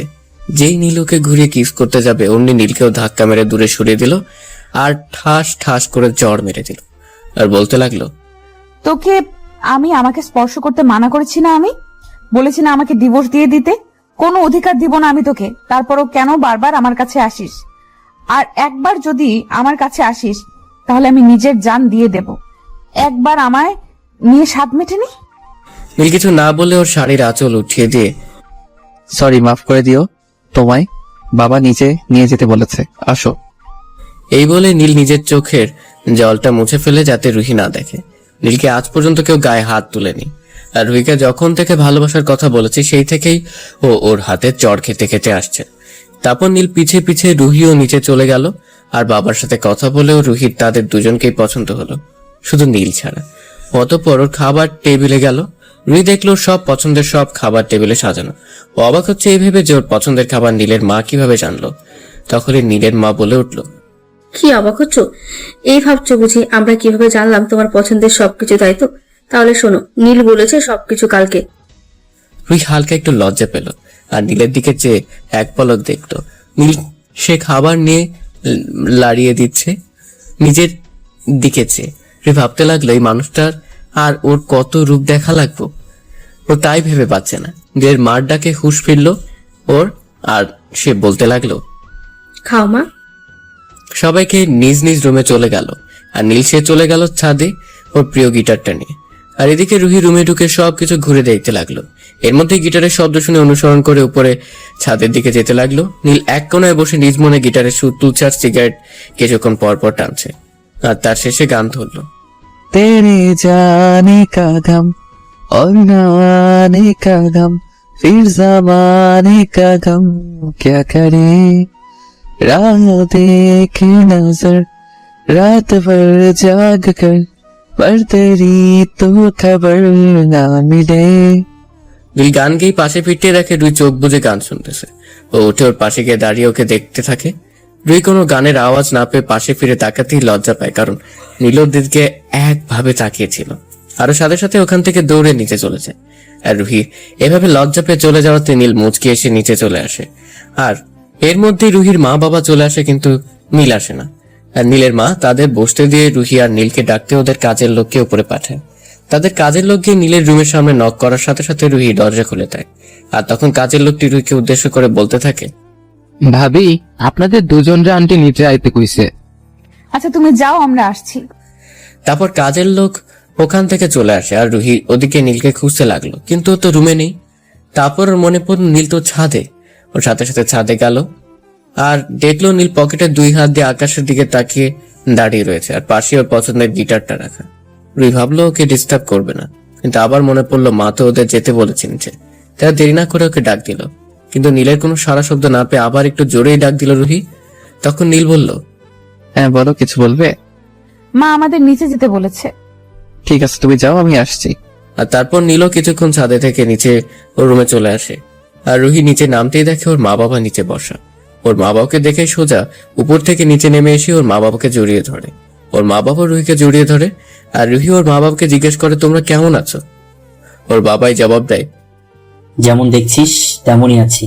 তোকে ছাড়া কখনো ভালো ছিলাম নাকি আমরা, তুই বল? আর একবারও কি পালিয়ে বিয়ে করার আগে আমাদের কথা ভাবলি না? আমার মান সম্মানের কথা ভাবলি না কেন মা? আমাদের বললেই তো পারতি, আমরাই তোদের বিয়েটা সব আয়োজন করে খুব ভালোভাবে দিয়ে দিতাম। সরি বাবা, আমাকে মাফ করে দাও। আরে এই দেখো আমার পাগলি মেয়েটা কাঁদছে দেখি। আচ্ছা মা, কাঁদিস না, তোর চোখের জল আমরা সহ্য করতে পারি না। আর আমরা কি তোর উপর রাগ করে থাকতে পারি বল? তবুও। আচ্ছা মা, মাফ করে দিয়েছি, এবার খুশি তো? রুহি বাদে সবাই হেসে দিল রুহির এমন ব্যবহারে। রুহিতে খানিকটা লজ্জা পেল। অতঃপর রুহির বাবা নীলের বাবাকে বলতে লাগলো, বিআই সাহেব, তা ছেলে মেয়ে তো নিজেরাই বিয়েটা করে নিল, তাই আমি আর কি ভাবছিলাম যে ওদের বিয়েটা খুব ভালোভাবে আবার দিতে। আপনারা কি বলেন? জি, আমরাও তাই ভাবতেছি। আমরা আপনার প্রস্তাবে রাজি। আচ্ছা, তাহলে তো একটা দিন দেখে ওদের ভালোভাবে বিয়েটা দিয়ে দেওয়াই যায়। আচ্ছা বিয়ান সাহেবা, তা জামাই বাবাজি কোথায়? ওকে তো রুহির সাথে নিচে আসতে বললাম। রুহিমা, ও কোথায়? জি মা, ওকে তো ডেকে আসছিলাম আসার সময়, ও বললো ও আসছে, কিন্তু এখনো আসলো না কেন তাই বুঝতে পারলাম না। দাঁড়ান, আমি দেখে আসছি। যেই বলতে তুমি উঠতে যাবে সেই ও সিঁড়ির দিকে তাকিয়ে রইল। ওর এভাবে তাকিয়ে দেখা দেখে বাকিরা সবাইও সিঁড়ির দিকে তাকায়, আর সবাই তাকিয়ে দেখলো নীল ব্ল্যাক পাঞ্জাবি, ব্ল্যাক প্যান্ট, চুলগুলো সোজা করে দাঁড়ানো, আর ঠোঁটগুলো গোলাপি, জাস্ট দেখার মতো। এক কথায় হিরো। যে মেয়ে দেখবে প্রেমে পড়বেই সে। রুহি যে নীলের দিকে তাকিয়ে একভাবে যে আছে তা দেখে ওদের মা বাবা মুচকি মুচকি হাসছে। হঠাৎ রুহি খেয়াল হলো সবাই ওকে দেখে মুচকি মুচকি হাসছে। তা দেখেও লজ্জা পেয়ে গেল আর নিজেকে একটু সামলিয়ে বসে পড়লো মাথা নিচু করে। এর মধ্যেই রুহি ওদের কাছে চলে এলো আর এসেই সালাম দিল। আর রুহির মা বাবা একসাথে বলল, মাশাল্লাহ, বেঁচে থাকো বাবা। বিয়াই সাহেব, আমার মেয়ের জন্য এতদিনে একটা সুযোগ্য ছেলে পেলাম। এরকম আরো অনেক কথা হলো তাদের মাঝে, এবং কিছুক্ষণ পর তারা চলে গেল। আর ওদের বিয়ে আবার ঠিক হলো 3 মাস পর হবে। ওরা চলে যাওয়ার পরই রাতের বেলা রুহি নীলের বাবা মাকে বলল, বাবা মা, আমার কিছু কথা ছিল। হ্যাঁ মা, বলো। আসলে আমি আমার চাকরিটা করতে চাই, যদি তোমরা মত দিতে। নীলের মা বাবা একসাথে হেসে দিয়ে বলল, আরে এটা তো ভালো কথা, আমরা রাজি আছি মা। আর তোমার যা দরকার তা সোজা বলে দিবে, ঠিক আছে? রুহি খুব খুশি ওর শাশুড়িকে জড়িয়ে ধরে বলে, ধন্যবাদ মা। তারপরে চলে যায়। উপরে দেখে নীল ওর ছবির দিকে তাকিয়ে আছে, আর ছবি দেখে নিজে নিজেই বলছে, রুহি জানো, তোমাকে না খুব ভালোবাসি, শুধু বোঝাতে পারি না। যদি তুমি বলো না নিজের জীবনটা দিয়ে দিতে, কিন্তু আমি তা পারবো না। কেন জানো? ভালোবাসি তো তোমায়। আমি যদি নিজের জীবনটাই দিয়ে দিই তাহলে তোমার খেয়াল রাখবে কে? তোমাকে ভালোবাসবে কে? আমার মতো আর কেউই তোমায় পাগলের মতো ভালোবাসতে পারবে না। আর আমার জীবন কেন দিব না জানো? কারণ আমার জীবনটাই তো হলে তুমি। এগুলো সবই নীলের দরজার সামনে দাঁড়িয়ে দাঁড়িয়ে শুনতেছিল। রুহির এই কথাগুলো শুনে খারাপও লাগলো, আবার ভালো, কিন্তু কেন লাগলো তাও জানে না। ওর চোখ দিয়ে এমনিতেই পানি পড়ে গেল। ও চোখে হাত দিয়ে দেখলো ওর চোখে পানি, কিন্তু বুঝতে পারলো না কেন ওর চোখ দিয়ে পানি পড়লো। ও চোখের পানি মুছে দরজায় নক করলো। নীল নক করার আওয়াজ পেয়ে চোখের জল মুছে দরজা খুলে দিল। দেখলো রুহি দরজার সামনে দাঁড়ানো। ওকে ভিতরে ঢুকিয়ে দরজা লাগিয়ে দিল। তারপর রুহিকে বলতে লাগলো, তুমি বিছানায় শুয়ে পড়ো, আমি সোফায় শুয়ে পড়ছি। আর রুহি বলতে লাগলো, না থাক, খাটেই শুয়ে পড়ো। নীল রুহিকে থামিয়ে বলতে লাগলো, না, আমি চাই না তোমার পাশে শুতে, কারণ যদি আমার টাচ লাগে তোমার শরীরে আর তুমি সেই রাগে নিজের ক্ষতি করো, আর এমনিতেই তো তুমি চলে যাবে, তাই মায়া আর না বাড়ানোই ভালো। রুহি কিছু বলতে পারলো না। কি বলবে? যে আসো, নিজের বউয়ের কাছে আসো, তাকে আদর করো। কিন্তু রুহি তো ওকে মেনেই নেয়নি, তাহলে কিভাবে কি সম্ভব? কোনোভাবে এসব সম্ভব না। ও তোকে ধর্ষণ করেছে, ও তোকে ঘৃণা করে। কিন্তু নীল ওর থেকে দূরে গেল ওর খারাপ লাগার কথা না, ওর তো খুশি হওয়ার কথা। ও কেন খুশি হতে পারছে না? কেন খারাপ লাগছে ওর? এর মধ্যে নীল বলে উঠে, কি হলো, দাঁড়িয়ে আছো কেন? যাও শুয়ে পড়ো। আর নীলও, কিন্তু রুহি ঘুমালেও নীল ঘুমায়নি। ও পুরো রাত সজাগ থেকে ওকে দেখতে রয়েছে, কিন্তু কখন নীলও ঘুমিয়ে পড়েছে তার নীল নিজেও জানে না। সকালে সূর্যের আলো নীলের চোখে পড়তে ওর ঘুম ভেঙে গেল, আর ওর রুহির দিকে তাকিয়ে আছে আর ভাবছে দুনিয়ার সব মায়া মেয়েটির মুখে দিয়া দিয়েছে। রুহি সেই মেয়ে যে ওর মনটা চুরি করেছে, যাকে ও একটু না খুব ভালোবাসে, কিন্তু মেয়েটা বুঝলোই না ওর ভালোবাসা। এর মাঝেই রুহির ঘুম ভেঙে গেল, দেখে নীল ওর থেকে দূরে দাঁড়িয়ে আছে। আর ও উঠে বসতে ওকে বলল, শুভ সকাল। শুভ সকাল। ঘুম কেমন হলো? ভালো, তোমার? হ্যাঁ ভালো। আচ্ছা, ফ্রেশ হয়ে আসো, আমি বাসের রুম থেকে ফ্রেশ হয়ে আসছি। অতঃপর রোয়েন অন্য রুমে এসে ফ্রেশ হয়ে একসাথেই বের হলো, আর তারপর একসাথে নিচে নামলো। যখন সবাই বসে খাচ্ছিল তখন নীলের বাবা বলতে লাগলো, রোয়েন, আজ থেকে তুই ভার্সিটি যাবি, আর সাথে করে বৌমাকে নিয়ে যাবি। ওকে বাবা। রুহি বা তার শাশুড়ি কেউই কোনো কথা বললো না। খাওয়া শেষ হলে উপরে গিয়ে নীল রুহিকে ওর কাপড় যে জায়গায় রাখা ওই জায়গা দেখিয়ে দিল। তারপর নীল ওই রুম দিয়ে বের হয়ে এলো। আর রেডি হয়ে যখন ওরা একে অপরের সামনে এলো, আশ্চর্যজনকভাবে দুজনেই দেখলো ওরা একই কালারের ড্রেস পরেছে। ওরা এই জিনিসে একটু অবাক হলেও নীলকে দেখা যাচ্ছে ও মনে হয় এতে খুশি হয়েছে। এটা দেখে রুহি যেই আবার ড্রেস পাল্টাতে যাবে তখন ওর বাবা আসলো, আরো যেতে পারলো না।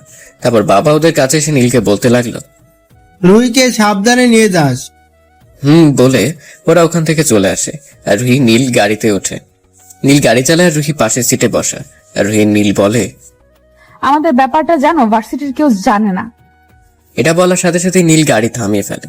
এতে রুহি খানিকটা ভয় পেয়ে গেল আর বলতে লাগলো, কি হলো, গাড়ি থামালে কেন? ভার্সিটি চলে এসেছি, নামো, গাড়ি পার্ক করে আসি আমি। ওকে। আর নীল গাড়ি পার্ক করে রুহির কাছে আসলো। আর ওরা একসাথে গেটের ভিতরে ঢুকতেই সবাই ওদের দিকে হা করে তাকিয়ে আছে, যেন ওরা কোনো এলিয়েন দেখতেছে। রুহি হালকা ওদের দিকে তাকিয়ে না দেখার ভান করে ওখান থেকে চলে আসার সোজা অফিস রুমে চলে যায়। আর নীল সোজা ওর বন্ধুদের কাছে আড্ডায় চলে যায়। ওর বন্ধুদের কাছে যেতে ওর বন্ধুরা বলে ওঠে, কি মামা কেমন প্রেম চলতেছে? কি চলতেছে মানে?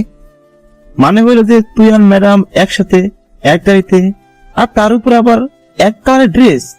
কেমনে কি ম্যাডাম কি তোর প্রস্তাবে রাজি নাকি? আরে না, এমনি কালার ম্যাচ হইতেই পারে, এটা স্বাভাবিক। আর ম্যাম আমাদের কেমন যেন আত্মীয় হয়, তাই এখন থেকে আমাদের বাসায় কিছুদিন থাকবে আর আমার সাথে আসবে। আরে মামা তাহলে তো ভালোই হইলো, তুই একটু ভালো টাইম পাবি ম্যাডামের লাইন মার। দেখি কি করা যায়। এর মাঝেই নীলা নীলের সামনে এসে হাজির। আর নীল ওকে দেখে পাশ কাটিয়ে ওদের বন্ধুদের নিয়ে যাওয়া ধরল। তখনই নীলা বলল, নীল, আমার কথাটা একটু শোনো প্লিজ। নীল দাঁড়ালো আর ওর দিকে ফিরে বলল, বলো। আসলে আমি ওই দিনের জন্য সরি, আমাকে মাফ করে দাও। আমি আসলে বুঝতে পারিনি যে কাউকে কোনোদিন জোর করে ভালোবাসা যায় না। আমাকে কি মাফ করা যায় না? তুমি তোমার ভুল বুঝতে পারছো, এটাই অনেক। সত্যি আমায় ক্ষমা করেছো? তাহলে আমরা কি বন্ধু হতে পারি? ওকে। নীল কিছুক্ষণ ভেবে বলল। তখনই রুহি উপর দিয়ে ক্লাসের দিকে যাচ্ছিল। আরো দেখলো নীল আর নীলা হেসে হেসে হাতে হাত মিলে কথা বলছে, যা দেখে রুহির কেন জানি খুব কষ্ট লাগলো। মনে হচ্ছিল ওর প্রিয় জিনিসকেও খুব তাড়াতাড়ি করেই ওর থেকে কেড়ে নিবে। রুহি আর ওদিকে খেয়াল না করে সোজা ক্লাসরুমে চলে আসে। নীল আর নীলা কথা বলতে বলতে ক্লাসের দিকে আসা ধরলো। আর ক্লাসের সামনে এসেই রুহির অনুমতি নিয়ে ওরা সবাই ভিতরে ঢুকলো। সামনে নীল কোনো সিট না পেয়ে পিছিয়ে গিয়ে বসলো। আর ওর পাশে নীলাও বসলো, যা দেখে রুহির মেজাজ খুব গরম হয়ে গেল। রুহির রকটা কোনো রকম কন্ট্রোল করে ক্লাসে পড়ানোর দিকে মনোযোগ দিল। কিন্তু কিছুক্ষণ পর পরেও নীলের দিকে খেয়াল করছে। ও দেখলো আজ নীল ওর দিকে একবারও তাকালো না, যাতে করে ও আর নিজেকে কন্ট্রোল না করতে পেরে নীলার কাছে চলে যায় আর ওদের সামনে গিয়ে দাঁড়ায়। কিন্তু ওরা তো ওদের কাজ নিয়ে ব্যস্ত। রুহি যে ওদের সামনে এসে দাঁড়িয়ে আছে তার দিকে ওদের কোনো খেয়াল নেই। রুহি আর সহ্য করতে না পেরে একটু জোরেই চিৎকার দিয়ে উঠলো, স্টপ! সবাই কিছুটা ভয় পেয়ে রুহির দিকে তাকায়। আর নীলা তো বেচারি ভয় পেয়ে নীলকে জড়িয়ে ধরে। আর নীল একটু ভয় পেলে ও নিজেকে সামলে নিয়ে একবার রুহির দিকে আর একবার নীলার দিকে তাকায়। ও রুহির দিকে তাকিয়ে দেখে ওর চোখ দুটো রাগে লাল হয়ে গেছে আর গাল দুটো লাল হয়ে গেছে। আর নীলার দিকে তাকিয়ে দেখে ওকে একদম আষ্টে পৃষ্ঠে জড়িয়ে ধরে আছে, ছাড়ার নামই নেই। নীল নীলাকে একটু জোরে ধাক্কা দিয়ে ছাড়িয়ে নেয়।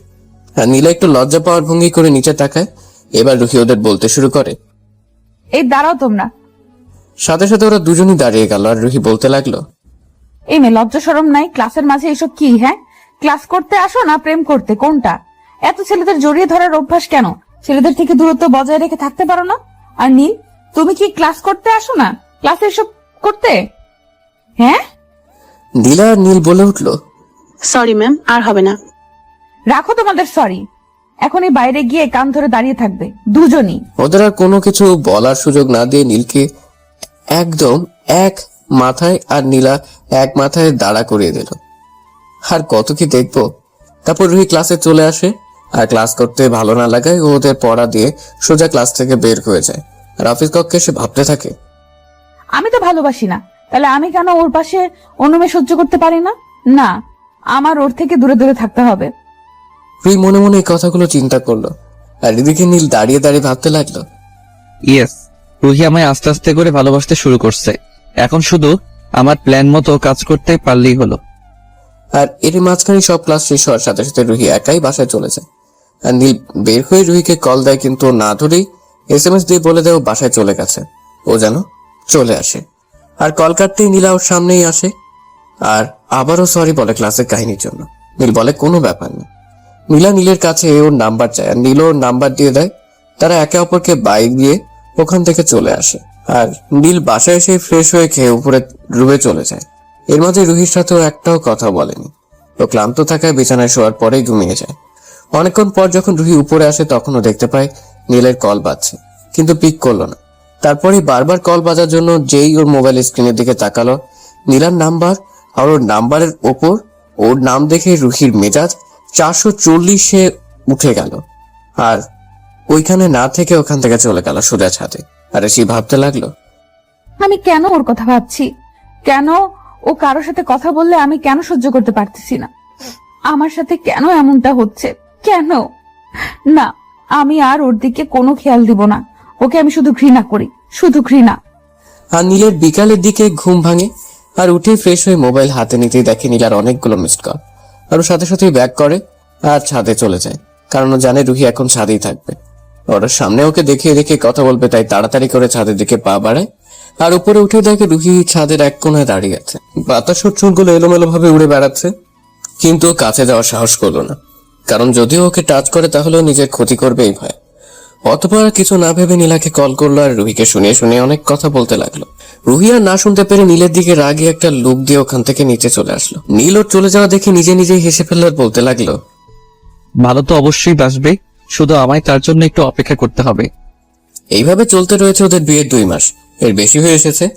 আর এর মাঝে রুহি ও নীলকে খুব খুব ভালোবেসে ফেলেছে, কিন্তু হৃদয়কে এখন ওর মনের কথা জানাতে পারেনি।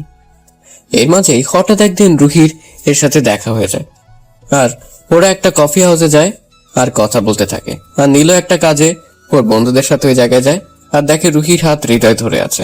আর তার নীল দেখে নিজেকে আর কন্ট্রোল করতে না পেরে ওদের সামনে গিয়ে দাঁড়ায়।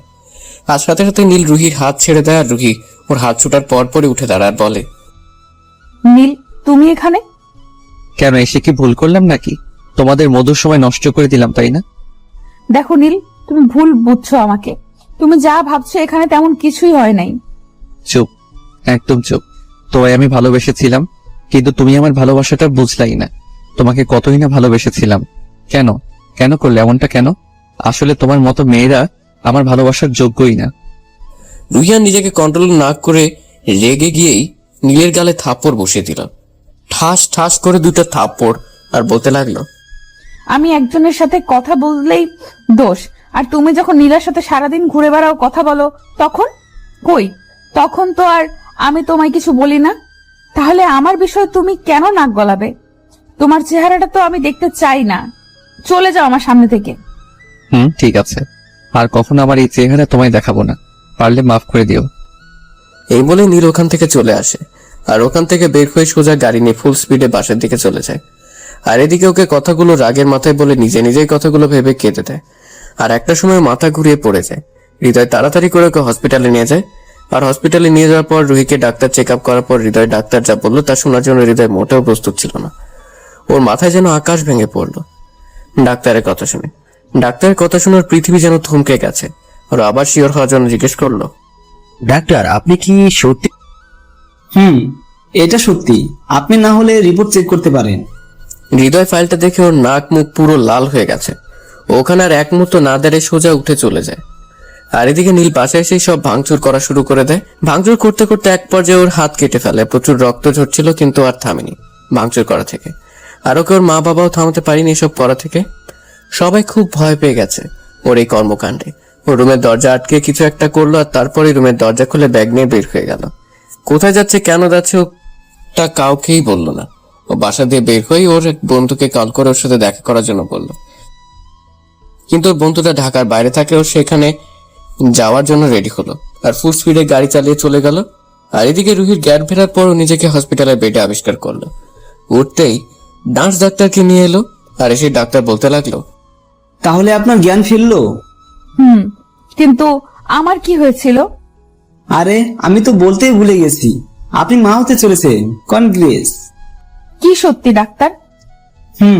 আপনি এখন সুস্থ, বাসায় যেতে পারেন। আর এই প্রেসক্রিপশনে যা লেখা আছে সেই অনুযায়ী চলেন, আর প্রতি মাসে একবার চেক আপ করে যায়। ধন্যবাদ ডাক্তার।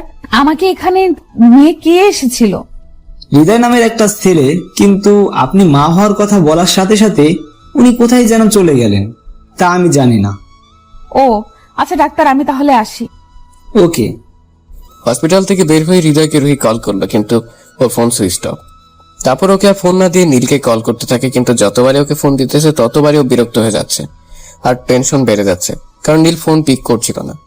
এইরকম করতে করতে একটা সময় বাসায় চলে আসে, আর এসেই সবাইকে সামনে আর সাথে সাথে ওর মা বাবাকে মানে ওর শ্বশুর শাশুড়িকে বলে, মা একটা খুশির সংবাদ আছে।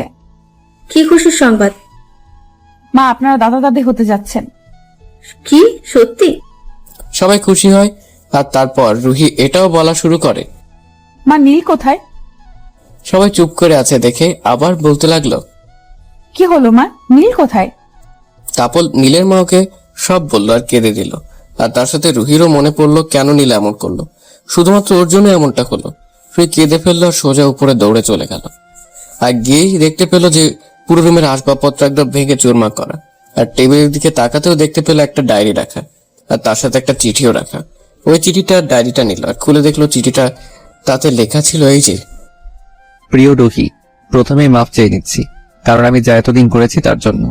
জানো, জীবনে কখনো কোনো মেয়ের দিকে তাকাইনি পর্যন্ত, শুধুমাত্র অপেক্ষায় ছিলাম কবে তোমার দেখা পাবো।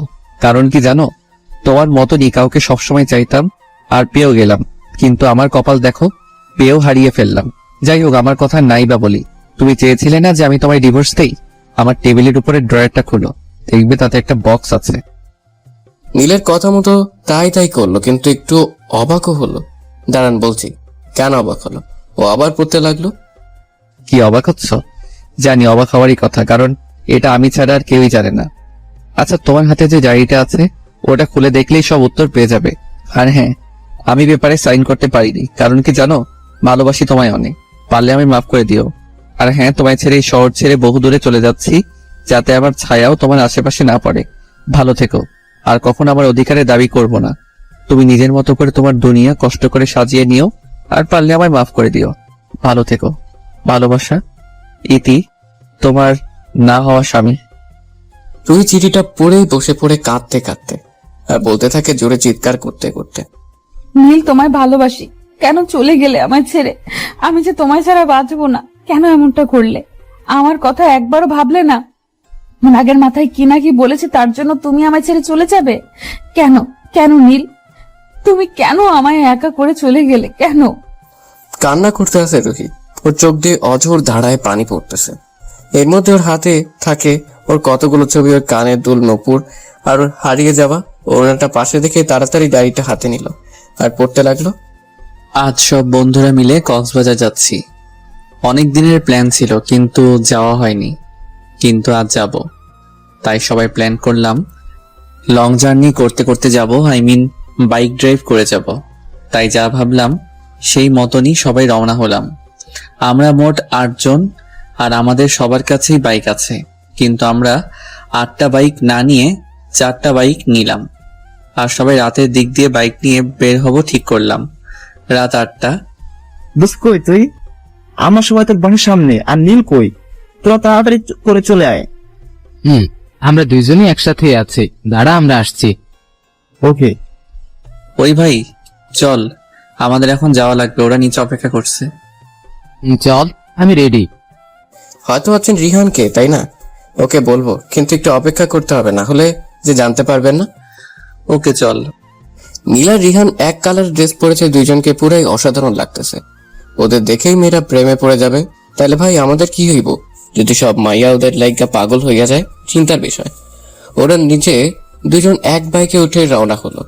ওদের বন্ধুরা বলে উঠলো, ভাই তোরা সবসময় একরকম ভাবে, মানে তুই যা পড়স রেহানও তাই পড়ে, আর রেহান যা পড়ে তুইও তাই পড়স, কেন ভাই? তোরা বুঝবি না, এখন বেশি কথা না বলে চল। তারপর ওরা সবাই রওনা হলো কক্সবাজারের উদ্দেশ্যে। ওরা 10 ঘন্টার মধ্যে ওদের গন্তব্যে পৌঁছে গেল। ওরা নেমে একটা হোটেল বুক করলো থাকার জন্য। ওরা ওখানে 3 দিন থাকবে, তাই 3 দিনের জন্য রুমগুলো বুক করে নিল। তারপর ওরা কিছুক্ষণ রেস্ট নিয়ে সি বিচে চলে গেল, আর ওখানে গিয়ে সবাই মজা মাস্তি করা শুরু করে দিল। হঠাৎই নীল সামনে তাকাতেই যেন থমকে গেল কিছুক্ষণের জন্য, আরো সবাই থেকে একটু দূরে গিয়ে দেখতে লাগলো। কি দেখতে লাগলো জানেন? তাহলে শুনুন। ও যা দেখে থমকে গিয়েছিল সে হলো রুহি, ওর প্রথম ও শেষ ভালোবাসা। রুহি ওর মা বাবার সাথে কক্সবাজার আসছে ঘুরতে, আর পরে ওদের সাথেই পানিতে নেমে মজা করছে। আর তখনই নীলের চোখেও পড়লো, কিন্তু রুহি ওকে খেয়াল করেনি। যে ওকে কেউ দেখছে। কিন্তু হঠাৎই রুহি ওর মা বাবার সাথে চলে গেল, আর নীল ওর সাথে কথা বলার জন্য যেই সামনে যাবে কিন্তু ততক্ষণে চলে গিয়েছিল। নীল সামনে এগিয়ে গিয়ে এক জোড়া নুপুর পেল। তারপর ও মুচকে এসে নুপুর জোড়া পকেটে ঢুকিয়ে নিল, আর তারপর ওর বন্ধুদের কাছে চলে গেল।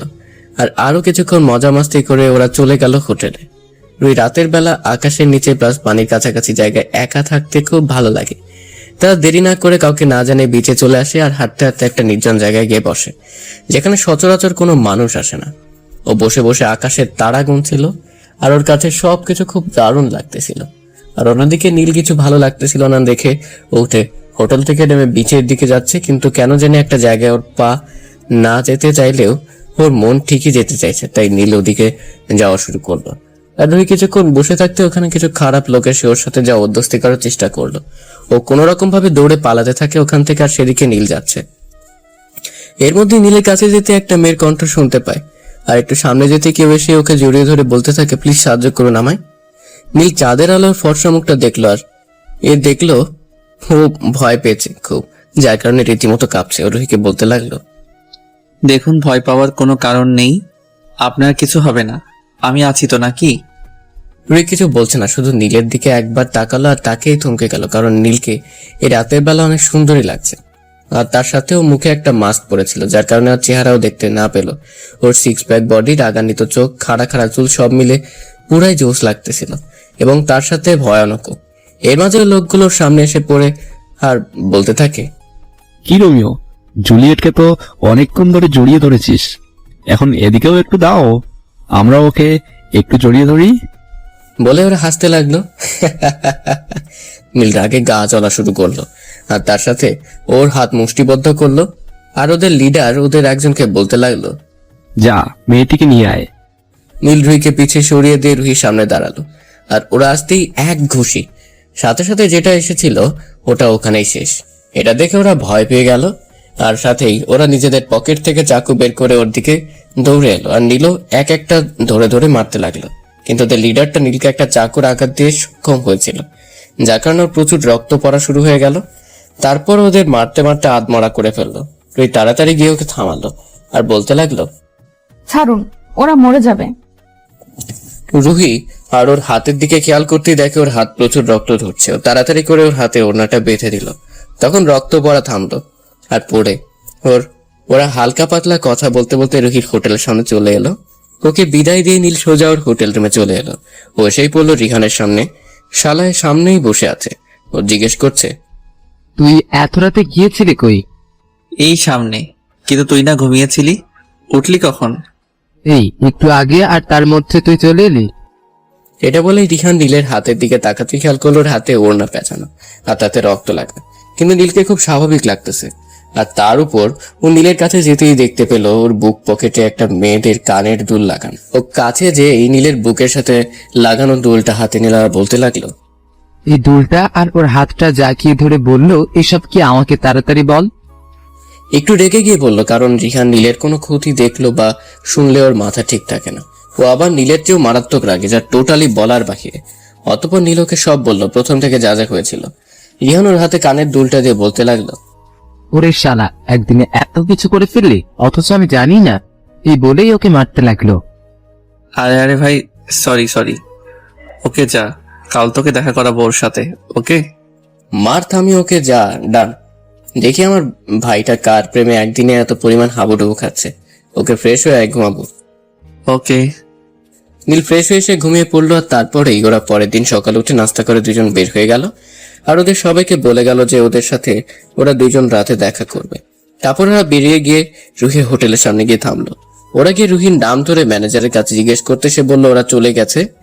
নীলের যেন মাথা কাজ করা বন্ধ করা দিচ্ছে, তবুও জিজ্ঞেস করতে লাগলো, আচ্ছা, তারা ফিরে গেছে কোথায় তা বলতে পারবেন?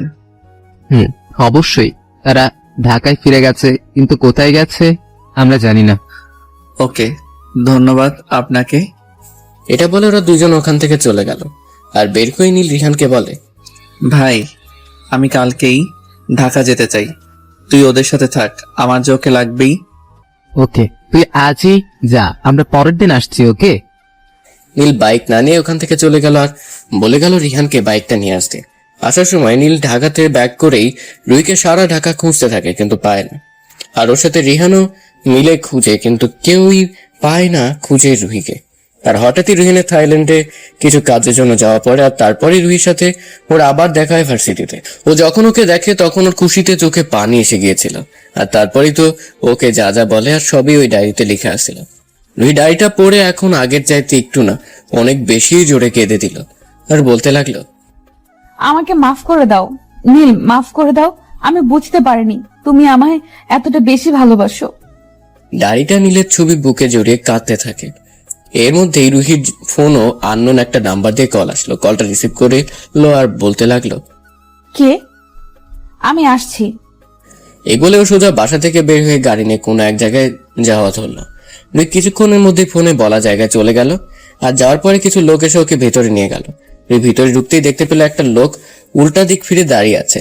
ও সামনে গিয়ে দাঁড়িয়ে বলল, আমার নীল কোথায়? বলবো, আগে আমাকে দেখো।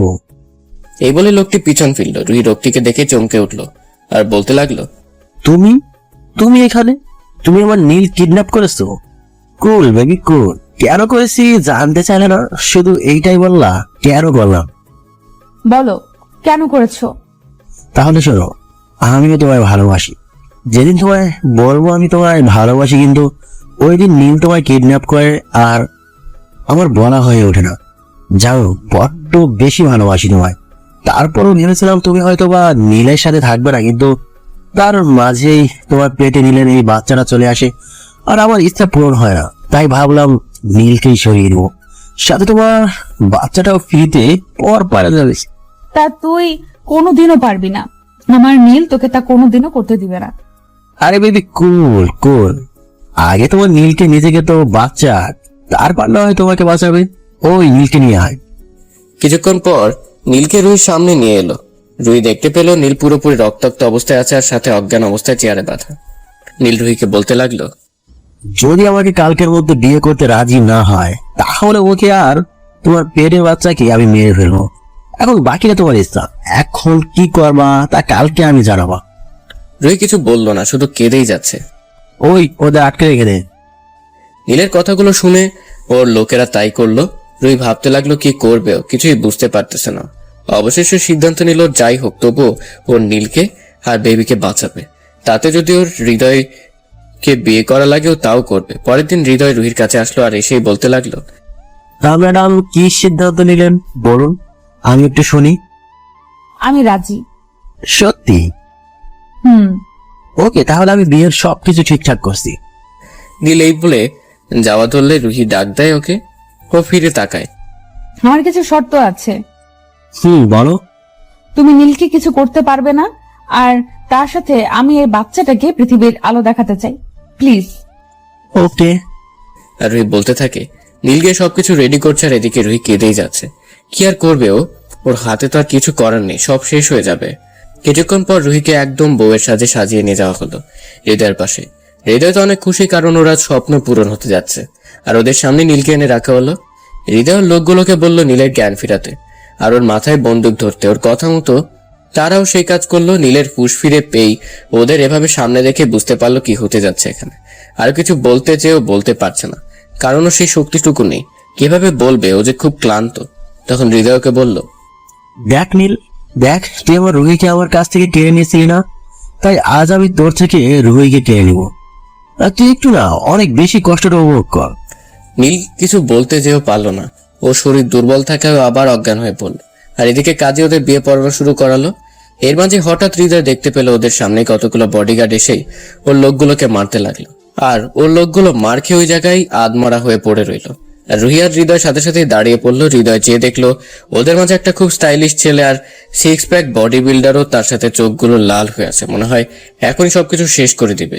হৃদয় একটু ভয় পেয়ে গেল ওকে দেখে।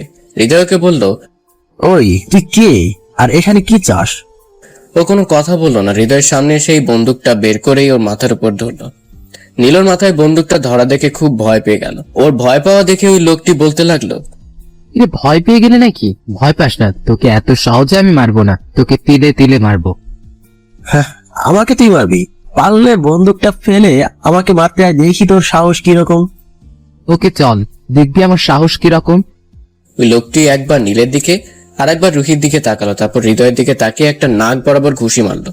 সাথে সাথে নীল ছিটকে পড়লো দেয়ালের সাথে গিয়ে, আর হাত খোলা পেয়ে রুহি নীলের কাছে ছুটে গেল আর ওর বাঁধন খুলতে খুলতে লাগলো। আর এদিকে হৃদয় মার খেয়ে আবার ওই লোকটির কাছে তেড়ে এলে ওই লোকটি আবার ওকে মারতে থাকে, আর মারতে মারতেও দেখে যে হৃদয় প্রায় মরেই যাবে, কিন্তু মরতে মরতেই বলে, আরে থাম থাম, আমাকে মার পরে, কিন্তু ওইটা তো বল কে তুই? শুনবি আমি কে? রিহান আহমেদ, নীল আহমেদের ভাই প্লাস বন্ধু। তুই জানোস নীল আমার কি লাগে? জীবন লাগে, জীবন। আর তুই আমার জীবনটারই কষ্ট দিছস। এর শাস্তি যে কি ভয়াবহ হয় তা তুই এখনই জানতে পারবি। রিহান হৃদয়ের কাছে গিয়ে ওর মাথা বরাবর একটা আঘাত করে আর একটা চাকু দিয়ে ওর 2 হাতের রগ কেটে দেয়, আর তারপর ওকে বেঁধে ফেলে চেয়ারের সাথে, আর বলতে থাকে, এখন তুই বুঝবি মৃত্যুর যন্ত্রণা কেমন। আর তারপরে রুহির কাছে যায় আর বলে, ভাবি কুল ডাউন, ওর কিছুই হবে না, আমি ওর কিছু হতেই দিব না। তাড়াতাড়ি চলুন, ওকে হাসপাতালে নিয়ে যেতে হবে। নীলকে রিহান খুব তাড়াতাড়ি করে একটা বড় হাসপাতালে নিয়ে এলো, আরো চিকিৎসা করানো শুরু করালো। আর এদিকে রুহির কান্না দেখেও তাড়াতাড়ি করে নীলের বাসায় আর রুহির বাসায় এই খবর জানিয়ে দিল, সাথে আরো একজনকে জানিয়ে দিল, আর সে হলো নীলা। অবশ্য এখন জানতে চাইবেন কেন নীলাকে রিহান খবর দিল, আর ওই বা ওকে কেমনে চিনে, পড়তে থাকুন বুঝতে পারবেন এমনিতেই। কিছুক্ষণের মধ্যেই নীল এবং রুহির পরিবারের সবাই এসে গেল। নীলের মা সেই রিহানকে জিজ্ঞেস করতে লাগলো, রিহান, রিহান বাবা, আমার নীল কোথায়? ওর কিছু হবে না তো? আরে মা, ওর কিছুই হবে না, তুমি শান্ত হও তো। বাবা মাকে নিয়ে ওইদিকে বসো। আর ওই কান্না করতে করতে একটা টাইম অজ্ঞান হয়ে যায়। ওখানে কেবিন দিয়ে ঘুমের ইনজেকশন পুশ করা হয়, আর নীলের জন্য সবাই আল্লাহর কাছে দোয়া করছে যাতে ও খুব তাড়াতাড়ি সুস্থ হয়ে যায়। কিছুক্ষণ পরই ডাক্তার ওটি থেকে বের হলো, আর সাথে সাথেই রিহান ডাক্তারের কাছে চলে এলো। ডাক্তার, নীলের কি অবস্থা? ওর অবস্থা খুব খারাপ, শরীর থেকে অনেক রক্ত ঝরার কারণে 24 ঘন্টার আগে আমরা কিছু বলতে পারছি না। আর ওনাকে কয়েক ব্যাগ রক্ত দেওয়া হয়েছে। যদি আরেকটু দেরি করে ওনাকে হাসপাতালে নিয়ে আনতেন তাহলে আমরা ওনাকে বাঁচাতে পারতাম না। আমরা আমাদের কাজ করছি, এখন বাকিটা আল্লাহর হাতে। আল্লাহকে ডাকুন যাতে উনি সুস্থ হয়ে ওঠে। এই বলে ডাক্তার চলে গেল। রিহান ওই জায়গায় বসে পড়লো আর আল্লাহকে ডাকতে লাগলো। দীর্ঘ 24 ঘন্টা সবাই অপেক্ষা করার পর অবশেষে নীল কিছুটা সুস্থ হলো, কিন্তু ওর এখনো জ্ঞান ফিরেনি। রিহান যেন অনেকখানি টেনশন মুক্ত হলো। আর এদিকে রুহির জ্ঞান ফিরেই ও নীলের কাছে যাবার জন্য পাগলামি শুরু করে দিল। নার্সরা ওকে কোনোভাবেই ধরে রাখতে পারছে না। ওর মধ্যেই রিহান নীলাকে নিয়ে রুহির কেবিনে গিয়ে ঢুকলো, আর নীলাকে দেখেই রুহির রাগ উঠে গেল আর বলতে লাগলো, তুই তুই এখানে কেন? কি চাস তুই? তুই যদি আর একবার আমার নীলের দিকে চোখ রাখিস তাহলে আমি তোকে মেরে ফেলবো। নীল শুধু আমার আর কারো নয়। যা তুই এখান থেকে, যা বলছি, যা। রিহান কাছে এসে, আরে ভাবি একটু থামুন, আমাদের তো একটু বলতে দিন। বলো। রিহান গিয়ে রুহির পাশে বসলো, আর নীলা রিহানের পাশে এসে দাঁড়িয়ে রইল। রিহান বলতে লাগলো, দেখুন ভাবি, আপনি ভুল বুঝছেন। আমি আপনাকে সব বুঝিয়ে বলছি, ওকে? এর মধ্যে আপনি একটি কথাও বলবেন না। ওকে। তাহলে শুনুন, নীলা যখন নীলকে প্রপোজ করে তখনকার কাহিনী তো আপনি সবই জানেন। তাহলে এটাও শুনুন, নীলকে সেদিন হোটেলকে কেন নীলার সাথে দেখেছিলেন? আসলে সেদিন ওরা আমার সাথেই কথা বলছিল ভিডিও কলে, আর নীলার আর আমার সম্পর্ক যাতে ঠিক মতো হয়ে যায় তাই ও আমাকে সাহায্য করেছিল। আর আমি নীলাকে অনেক আগে থেকেই পছন্দ করতাম, কিন্তু কখনো বলা হয়ে ওঠেনি। কিন্তু নীল আমাকে এই বিষয়ে অনেক সাহায্য করে, আর ওর মনে শুধু আপনি ছিলেন, আছেন, আর আগামীতেও থাকবেন। কেউ আপনার জায়গায় ওর থেকে নিতে পারবে না, বুঝছেন? রুহি রিহানের কথাগুলো শুনে কেঁদে দিয়ে বলতে লাগলো, নীলা, তুমি আমাকে মাফ করে দাও। আমি না বুঝে তোমাকে অনেক কষ্ট দিয়েছি। না ম্যাডাম, আমি তাদের কিছু মনে করিনি। রিহান, আমাকে একটু নীলের কাছে নিয়ে যাও। আমি না বুঝে ওকে অনেক কষ্ট দিয়ে ফেলেছি, প্লিজ। চলুন, কিন্তু আপনার শরীর তো অনেক দুর্বল, আগে একটু সুস্থ হন। না রিহান, প্লিজ আমাকে নীলের কাছে নিয়ে চলো। ওকে, চলুন। তারপর ওরা নীলের কেবিনের সামনে রুহিকে নিয়ে এলো, আর রুহিকে শুধু ডাক্তার ভিতরে যাওয়ার অনুমতি দিয়েছে। রুহি ভিতরে গিয়ে নীলের পাশে গিয়ে বসে বলতে লাগলো, নীল, এই নীল, প্লিজ কথা বলো। আমি আর পারছি না এত কষ্ট নিতে। প্লিজ আমার দিকে তাকাও, দেখো তোমার রুহি কাঁদছে। কথা বলো, প্লিজ কথা বলো। তোমার কিছু হয়ে গেলে যে আমি বাঁচবো না। আমার কথা না ভাবো, আমাদের বাচ্চার কথা ভাবো। ওর কি হবে তুমি ছাড়া? প্লিজ নীল। কাঁদতে কাঁদতে রুহি নীলের বুকে মাথা রাখলো আর কাঁদতে লাগলো। এই কিছুক্ষণের মধ্যে রুহি অনুভব করলো ওর মাথার চুলে কেউ হাত বুলাচ্ছে। রুহি মাথা উঠিয়ে দেখলো নীল ওর দিকে চেয়ে আছে আর মুচকে সে ওর চুলে বিলি কেটে দিচ্ছে আর বলল, কোথাও যাব না আমার মিষ্টি বউটাকে ছেড়ে। নীল, তোমার জ্ঞান ফিরেছে? আমাকে মাফ করে দাও, আর কোনো কষ্ট দিব না তোমায়। বড্ড বেশি ভালোবেসে ফেলেছি তোমায়, আমার আর কখনো ছেড়ে যাবে না। আর কিছু বলতে পারলো না রুহি, কারণ নীল রুহির মুখ হাত দিয়ে চেপে ধরল আর বলতে লাগলো, যদি তোমার কিছু হয়ে যায় তাহলে আমার কি হবে বলো? রুহি ছাড়া যে নীলের কেউ অস্তিত্ব খুঁজে পাবে না। আমিও বড্ড বেশি ভালোবাসি আমার এই পাগলিটাকে। বলে নীল রুহিকে জড়িয়ে ধরলো আর ওর কানের কাছে গিয়ে বলতে লাগলো, আচ্ছা আমি কি সত্যি বাবা হতে চলেছি? হুম সত্যি? হুম। এর মাঝে রিহানা নীলা দরজায় নক করলো আর এসে বলল, কি আপনাদের প্রেম করা হলো? তাহলে কি আমরা আসবো? রুহি হালকা সরে বসলো। বেচারি ভালোই লজ্জা পেয়েছে, মানতে হবে। হুম, আয়। আরে আরে কি করছিস, বসছিস কেন? একদম নড়াচড়া করবি না, তুই এমনিতেই ক্লান্ত। আর আমি এখানে কিভাবে আসলাম তাই তো বুঝতে পারছি না, আমাকে একটু খুলে বলো তো। তাহলে শোন, আর ভাবি আপনিও শোনেন। তোর মনে আছে যখন তুই ভাবির সাথে ঝগড়া করে গাড়ি নিয়ে বের হয়ে গিয়ে বাসায় ভাঙচুর করে বের হয়ে গাড়ি ড্রাইভ করতে করতে আমায় কল দিয়ে সব বললি? তখন আমি বুঝেছি কিছু একটা হতে চলেছে। আর ওই টাইমেই তোর উপর কারা যেন অ্যাটাক করলো। আর কিছুক্ষণ পরই হঠাৎ তোর চিৎকারের আওয়াজ পেলাম, আর তারপর থেকে তোর ফোন বন্ধ, আর আমি সঙ্গে সঙ্গে এখানে চলে আসলাম। আর তারপর ঘটে যাওয়া সব কাহিনী তাদের বলা হলো। ধন্যবাদ ভাই, তোর জন্যই আজ আমি সহ আমার বউ বাচ্চা ঠিক আছে। আমাকে ধন্যবাদ দিয়ে তুই ছোট করিস না, আমি যা করেছি তা অতি সামান্য তোর সাহায্যের কাছে। তুই যদি আমার জীবন বাঁচিয়ে তোর পরিবারের স্থান না দিতি আর নিজের ভাই না বানাতি, তাহলে আজ এই রিহানা আহমেদের কোনো অস্তিত্ব থাকতো না এই পৃথিবীতে। বুঝছি, বাদ দে। রিহান, তুমি কিন্তু একটা জিনিস মিস করে গেলা। কি মিস করলাম আমি? ওই যে নীলের বউ সহ বাচ্চা। ও শিট, এটা তো ভুলেই গেলাম। কিভাবে? আচ্ছা দোস্ত, বুঝলাম না ব্যাপারটা। আর এটা তো আগে বলিসনি যে ভাবি প্রেগনেন্ট। শালা আমিও একটু আগে জানতে পারলাম একটা। ওকে, আমি তাহলে সবাইকে খুশির খবর জানিয়ে দিচ্ছি। রিহানা নীলা সবাইকে খুশির খবর জানিয়ে দিল। অবশেষে কয়েকদিন পর নীল সুস্থ হলে ওকে বাসায় নিয়ে যাওয়া হলো। আর এদিকে হৃদয়ের হাতের রক কাটে ও সারা শরীর থেকে রক্ত ঝরতে ঝরতে একটা সময় ও ছটফট করতে করতে মারা যায়। আর এদিকে রুহির বাবা আর নীলের বাবা সিদ্ধান্ত নেয় কালকেই রুহি আর নীলের বিয়ে দিবে। তারপরের দিন সবকিছু ঠিক করে ওরা ওদের বিয়ের সবকিছু এনগেজমেন্ট অ্যারেঞ্জমেন্ট করে ফেলে। অবশেষে নীল আর রুহির বিয়ের কাজ সম্পন্ন হলো। নীল আর রুহি দুজনই খুশি, সাথে ওদের পরিবার। খুব বড় করে ওদের বিয়ের অনুষ্ঠান সম্পন্ন হয়েছে। রুহিকে নীলের রুমে নিয়ে গিয়ে রাখা হলো আর নীল ওর বন্ধুদের সাথে সাথে আড্ডা দিচ্ছে। আড্ডা দিতে দিতে নীল দেখে রাত 12টা বেজে গেছে। বন্ধুদের কোনো মতে বুঝিয়ে রুমে চলে এলো। রুহি মাথা নিচের দিকে দিয়ে বসে আছে। ও পায়ের শব্দ পেয়ে বুঝে গেল নীল আসছে। নীল রুমে ঢুকেই দরজাটা বন্ধ করে দিল। তারপর রুহির পাশে গিয়ে বসলো। যে ওর ঘুমটা উঠাতে যাবে তখনই রুহি বলে উঠলো, একদম হাত দিবে না, হাত সরাও আর আমার থেকে দূরে গিয়ে দাঁড়াও। দাঁড়াও বলছি। নীল বেচারা হঠাৎ রুহির এমন ব্যবহার দেখে রীতিমতো ভয় পেয়ে গেছে। আর রুহির বলার সাথে সাথে দূরে গিয়ে দাঁড়ালো আর ভয়ে ভয়ে বলল, কি হলো, এমন করতেছো কেন? রুহি ঘুমটাতে উঠে বলতে লাগলো, এতক্ষণ কোথায় ছিলে?